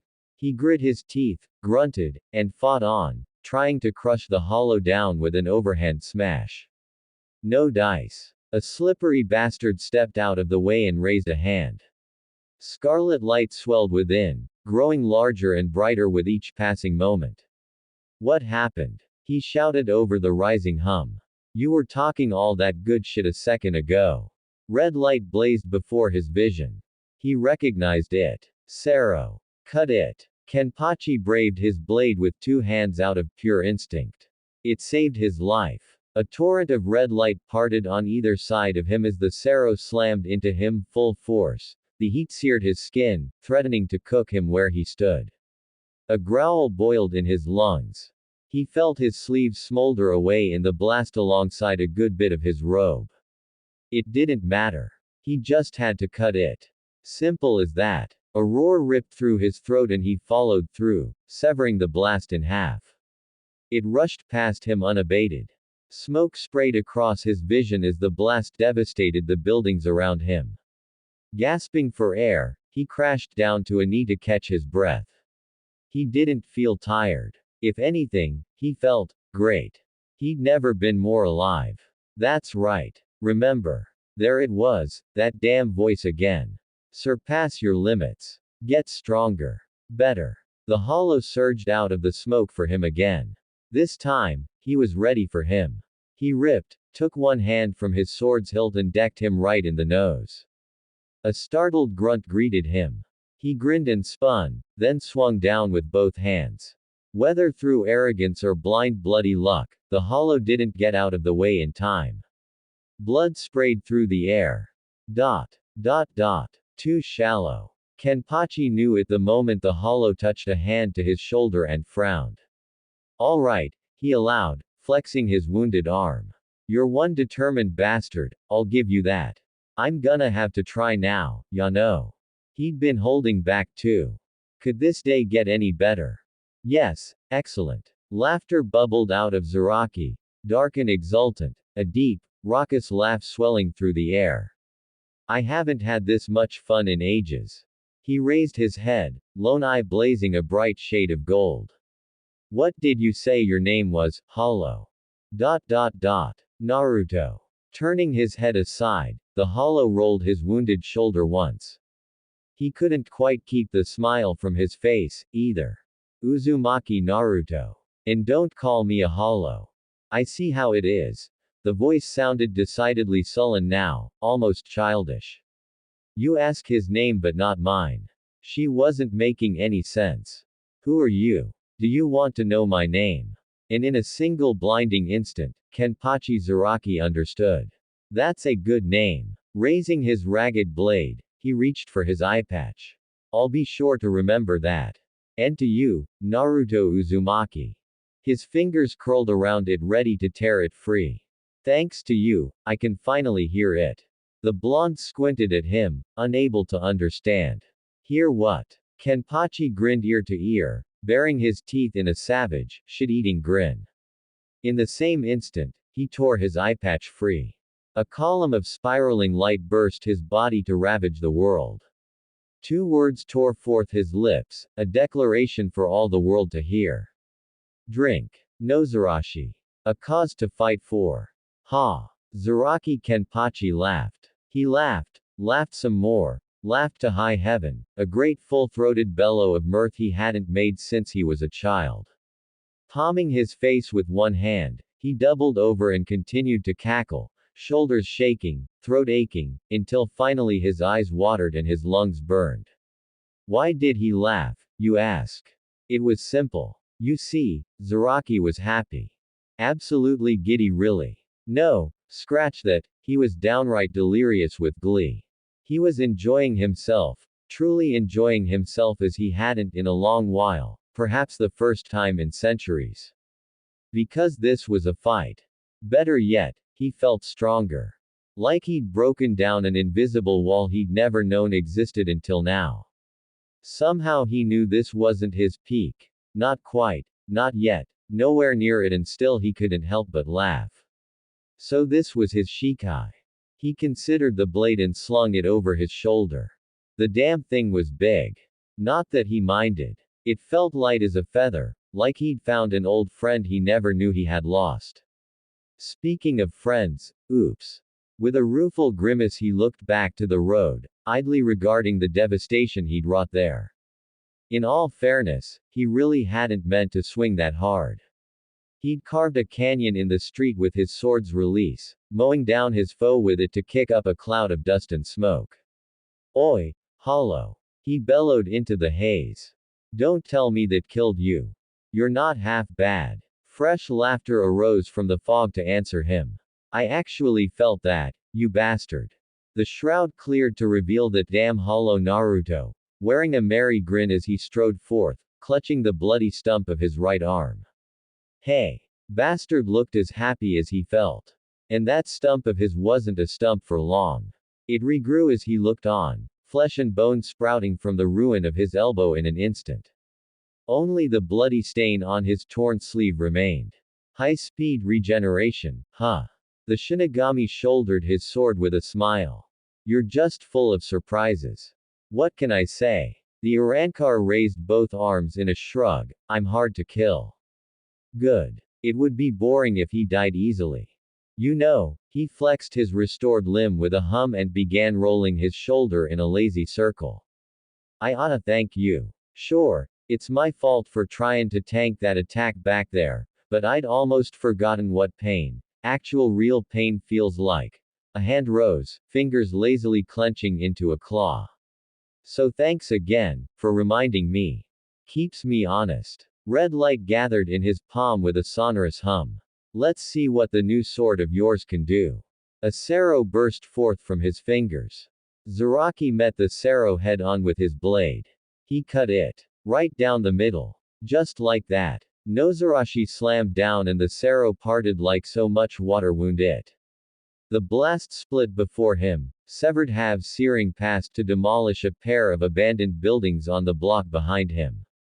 Well, he hoped they were abandoned. Meh. It didn't matter. The old man probably had him evacuated. Wasn't his concern. Naruto whistled. Not bad. That's all you got. He leveled Nozarashi at him. There's ain't nothing I can't cut. Is that so? Grinning like a loon, the berserk blonde reached up to his mouth and bit his thumb. Let's see you slice through this. Blood swirled from the mangled digit and pooled in the air between them, manifesting itself in the ghastly shape of a strangely familiar spiral. Before his very eyes, red light became a brilliant blazing blue. Sapphire sparks scrawled through his air, mixed with the crimson flowing forth from his hand, growing larger and more powerful with each passing second. An ominous keening noise rose in the air. Unable to withstand it, the street began to crumble and rise around them, reacting to the sheer force of the blast he was conjuring. Now what did Nell call this again? Oh, right. Naruto's wide grin practically split his face. Gran Rey Sero. Zaraki felt his heart soar at the sight. Now that's more like it. Shoot me. Naruto let the Sero fly. Nozarashi slammed into it head-on with a hungry howl. This time there was resistance. His blade struggled in his grasp as it warred with the blazing blue blast and he found himself sliding back half a pace, then another, his feet tearing great gouges in the street. Yes. Excellent. He might actually have to use both hands for the first time in forever. A palm settled on his back. Kenpachi stiffened, looking over his shoulder. I'm sorry, Naruto beamed back at him oh so very innocently, hair lofting in the maelstrom around him. Were you under the impression that I was going to play fair? With a cheeky grin, the blonde bastard shoved him forward into the blast and vanished. The brat's Sero swallowed him whole, smoldering away his sleeves and burning him badly. His world faded to black. Until, quite suddenly, it didn't. Kenpachi jolted upright, eyes snapping open and righted himself with a frown, only to find himself unharmed. No bruises. No injuries at all. His robes still smelled of singed cloth, but he wasn't even hurt. All around him buildings lay crisped and blackened, yet he was the only one unharmed. What the hell? How long ya gonna sit there? He looked up to find the Urankar not 3 yards away stalking down the street, hands in pockets. Need another catnap? Not a chance. He lunged at him, bringing his mighty cleaver crashing down with titanic force. Steel struck flesh and bounced off with a spray of sparks as Naruto parried with a palm, driving his blade high. There we go. The blonde bastard grinned up at him, whiskered cheeks dimply in thinly veiled delight. I can actually feel that. They traded blows like madmen, swinging for the fences. Him with his newly awakened blade, and the blonde with his bare hands. Back and forth they raged, two gods of death, caring nothing but the slaughter. Laughter began to burst free from Kenpachi once again, and he did nothing to throttle it, grinning as he slashed down at his foe's face. This time he was rewarded with a look of concern as Naruto twisted out of harm's way. Why are ya dodging if I can't hurt you? Instinct mostly. He swayed under another sweep and boxed his ribs, drawing a grunt from him. My body moves before I can stop it, like this. An uppercut caught Kenpachi's chin and sent him spinning into the sky. A shadow fell over him. And this. He looked up. Time slowed to a crawl as he glimpsed the blonde above, hands linked over his head. His eyes weren't blue anymore. They were gleaming a strange shade of gold, his pupils strange horizontal slides, eyes dusted with an odd shade of orange. That was all he had time to see before his adversary struck back. Nozarashi swept up to block, saving him from a fatal blow. Not so the momentum behind it. The hammer fist struck him from the sky, slammed him through a telephone pole, and drove his back into the street. Asphalt erupted like an overripe melon faced with heavy blow. He plunged beneath the earth. A water main burst as he struck a solid pipe, the impact of which soaked clean through. Naruto stood at the lip of the crater and whistled down at him, golden eyes fading back to blue. Wow. Didn't think you'd fly that far. Need a minute. Hey. Zaraki cut upward in a savage streak of golden energy, Raretsu biting deep into his collarbone. Now it was Naruto's turn to grunt in pain, a startled noise ground between his teeth. He expected shock, fear, rage from at the very least. Instead, the blonde threw his head back and belted out a laugh.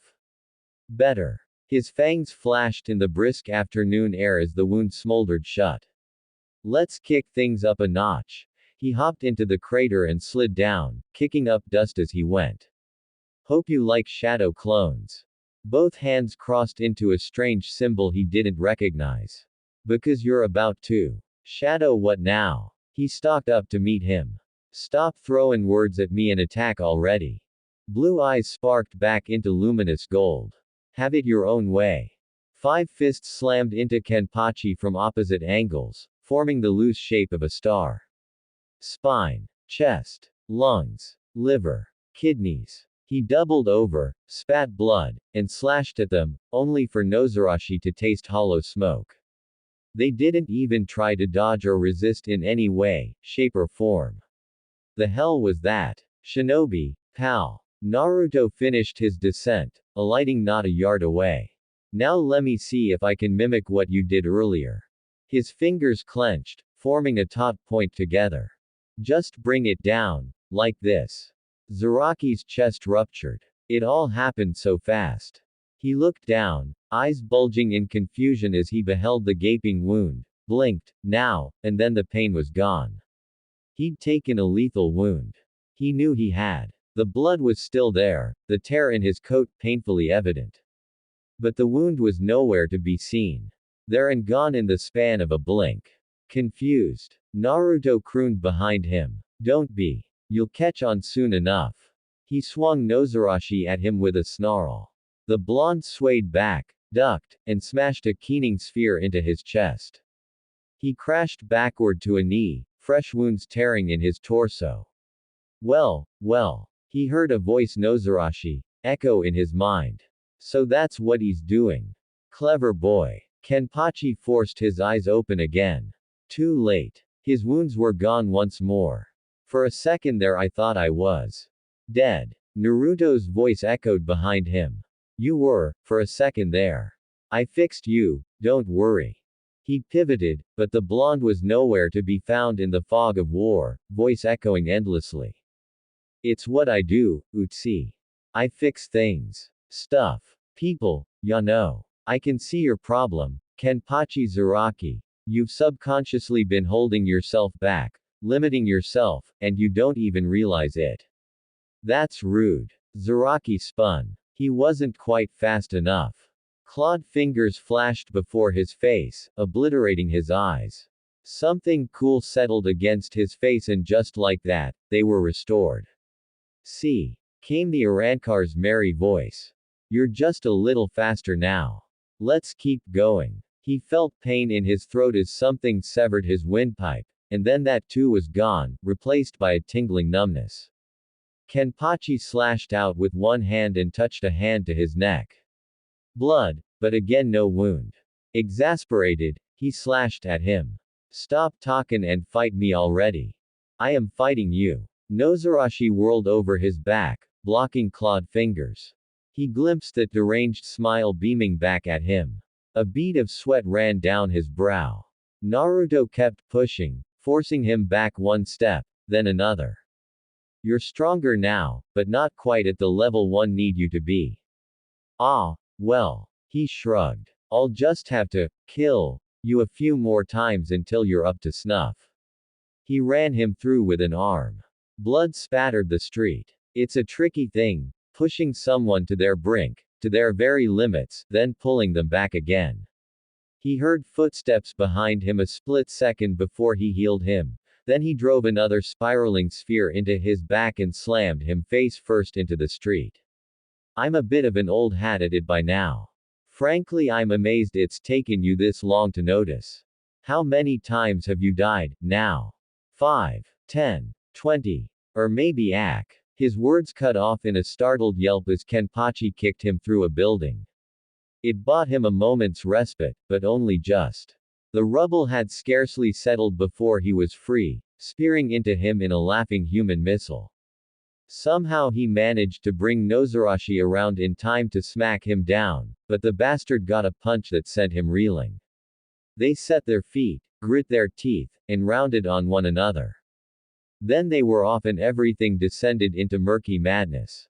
It became a no-holds-barred, knock-down, drag-out brawl. Power against power, speed for speed, determination versus determination. Red light crashed into gold. And he realized something else. Oi, you're holding back. Guilty. The blonde brought his hands together in a resounding clap, clasping both palms before his face in a low bow, simultaneously dodging an attack that should have cleaved him in half. I'm really trying not to kill you for keeps, here.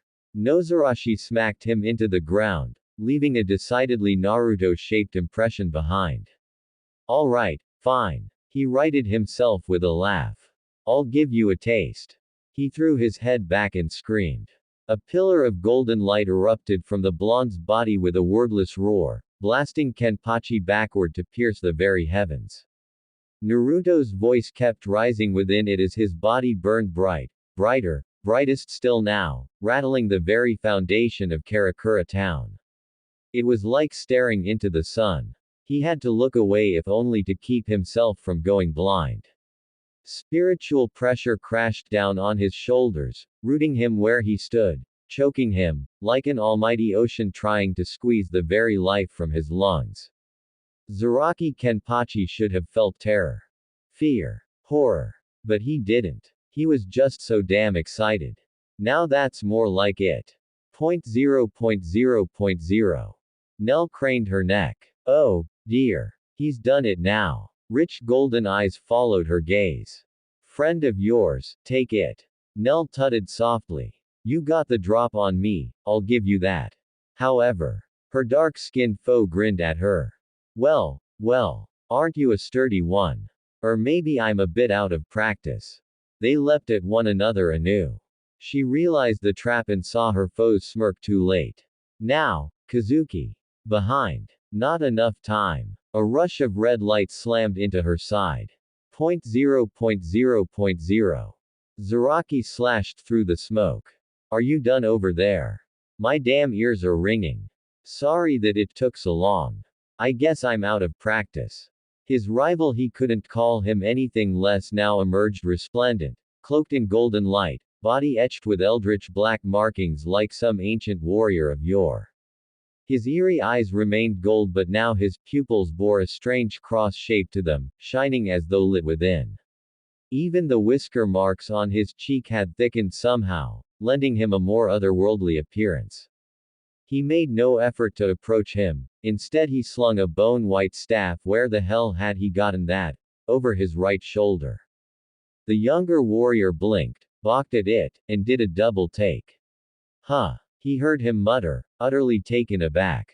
Where did you come from and where have you been hiding all this time? Wait, wait.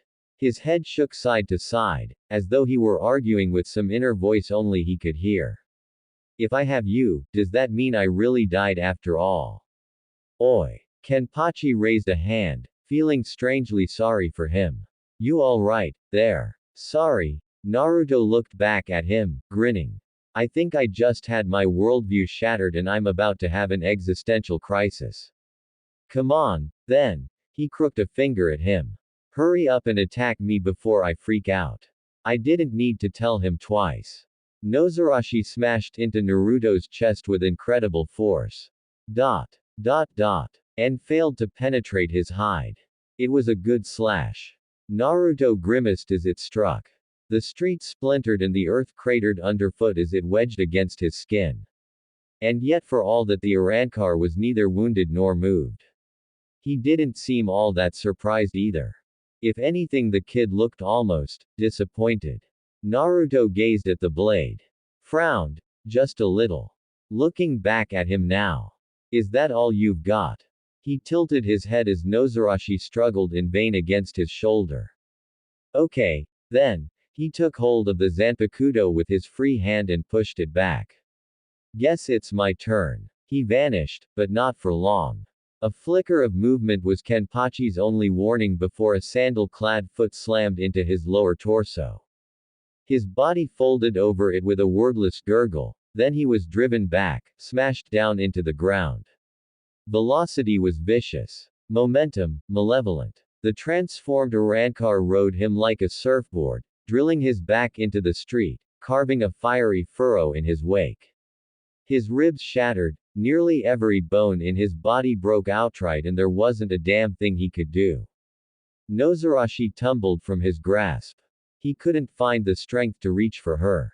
One hit. Damn it. He'd beaten him with just one kick. Naruto hopped off him and nudged him once with his new staff. Satisfied, now. Kenpachi tried to raise his head, but he couldn't even manage that. Kill me, kid. You're not gonna get another chance. That beautiful white staff rose, and fell. Nah. Zaraki made confused Zaraki noises. Hell. I'm telling you to finish me off already. You won. That may be so, but I don't wanna kill ya. The golden light dimmed a little to reveal the smiling man beneath once more. You're a fun fella to fight, and I can tell you're really not a bad guy.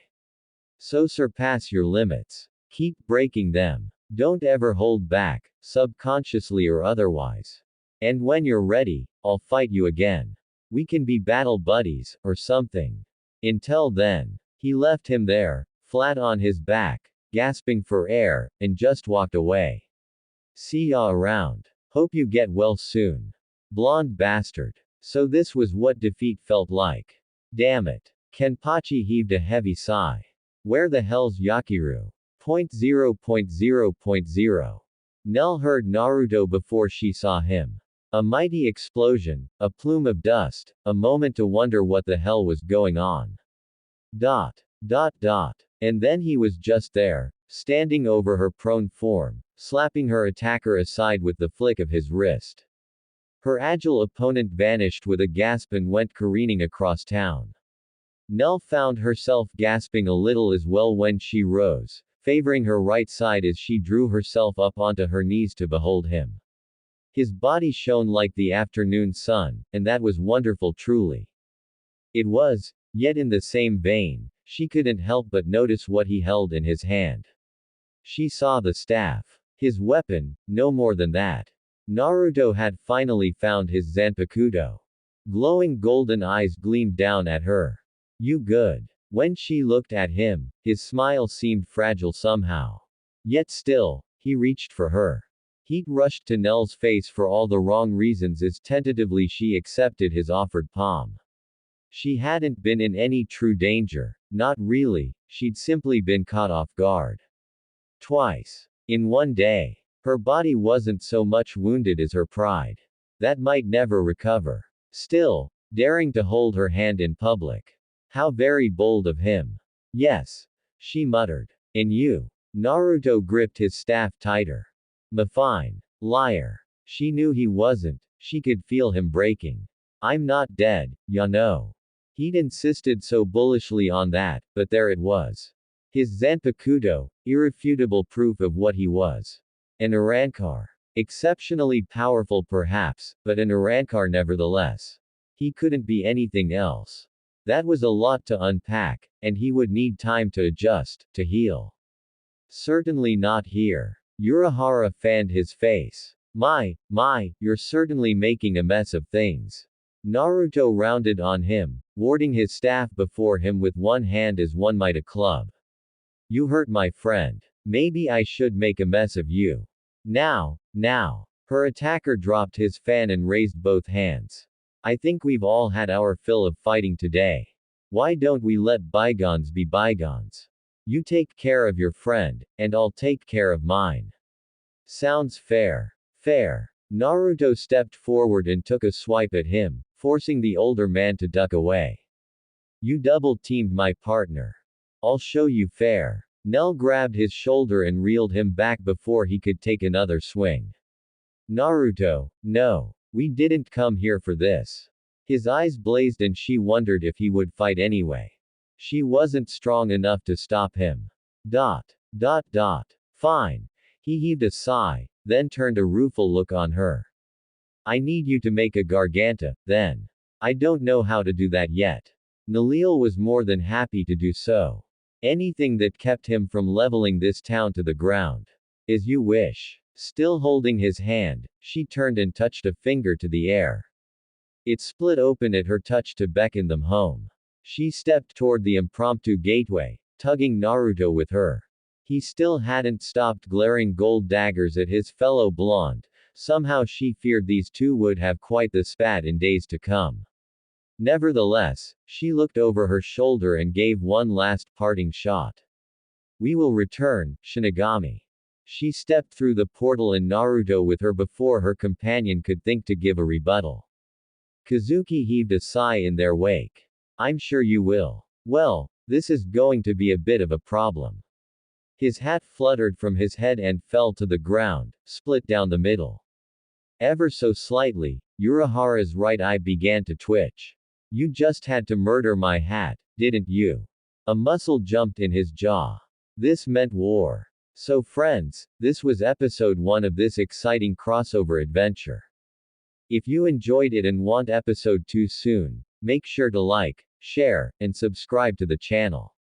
Also comment down your thoughts. What do you think will happen when Naruto fully unleashes his shinobi abilities in this new world? I'll see you in the next episode.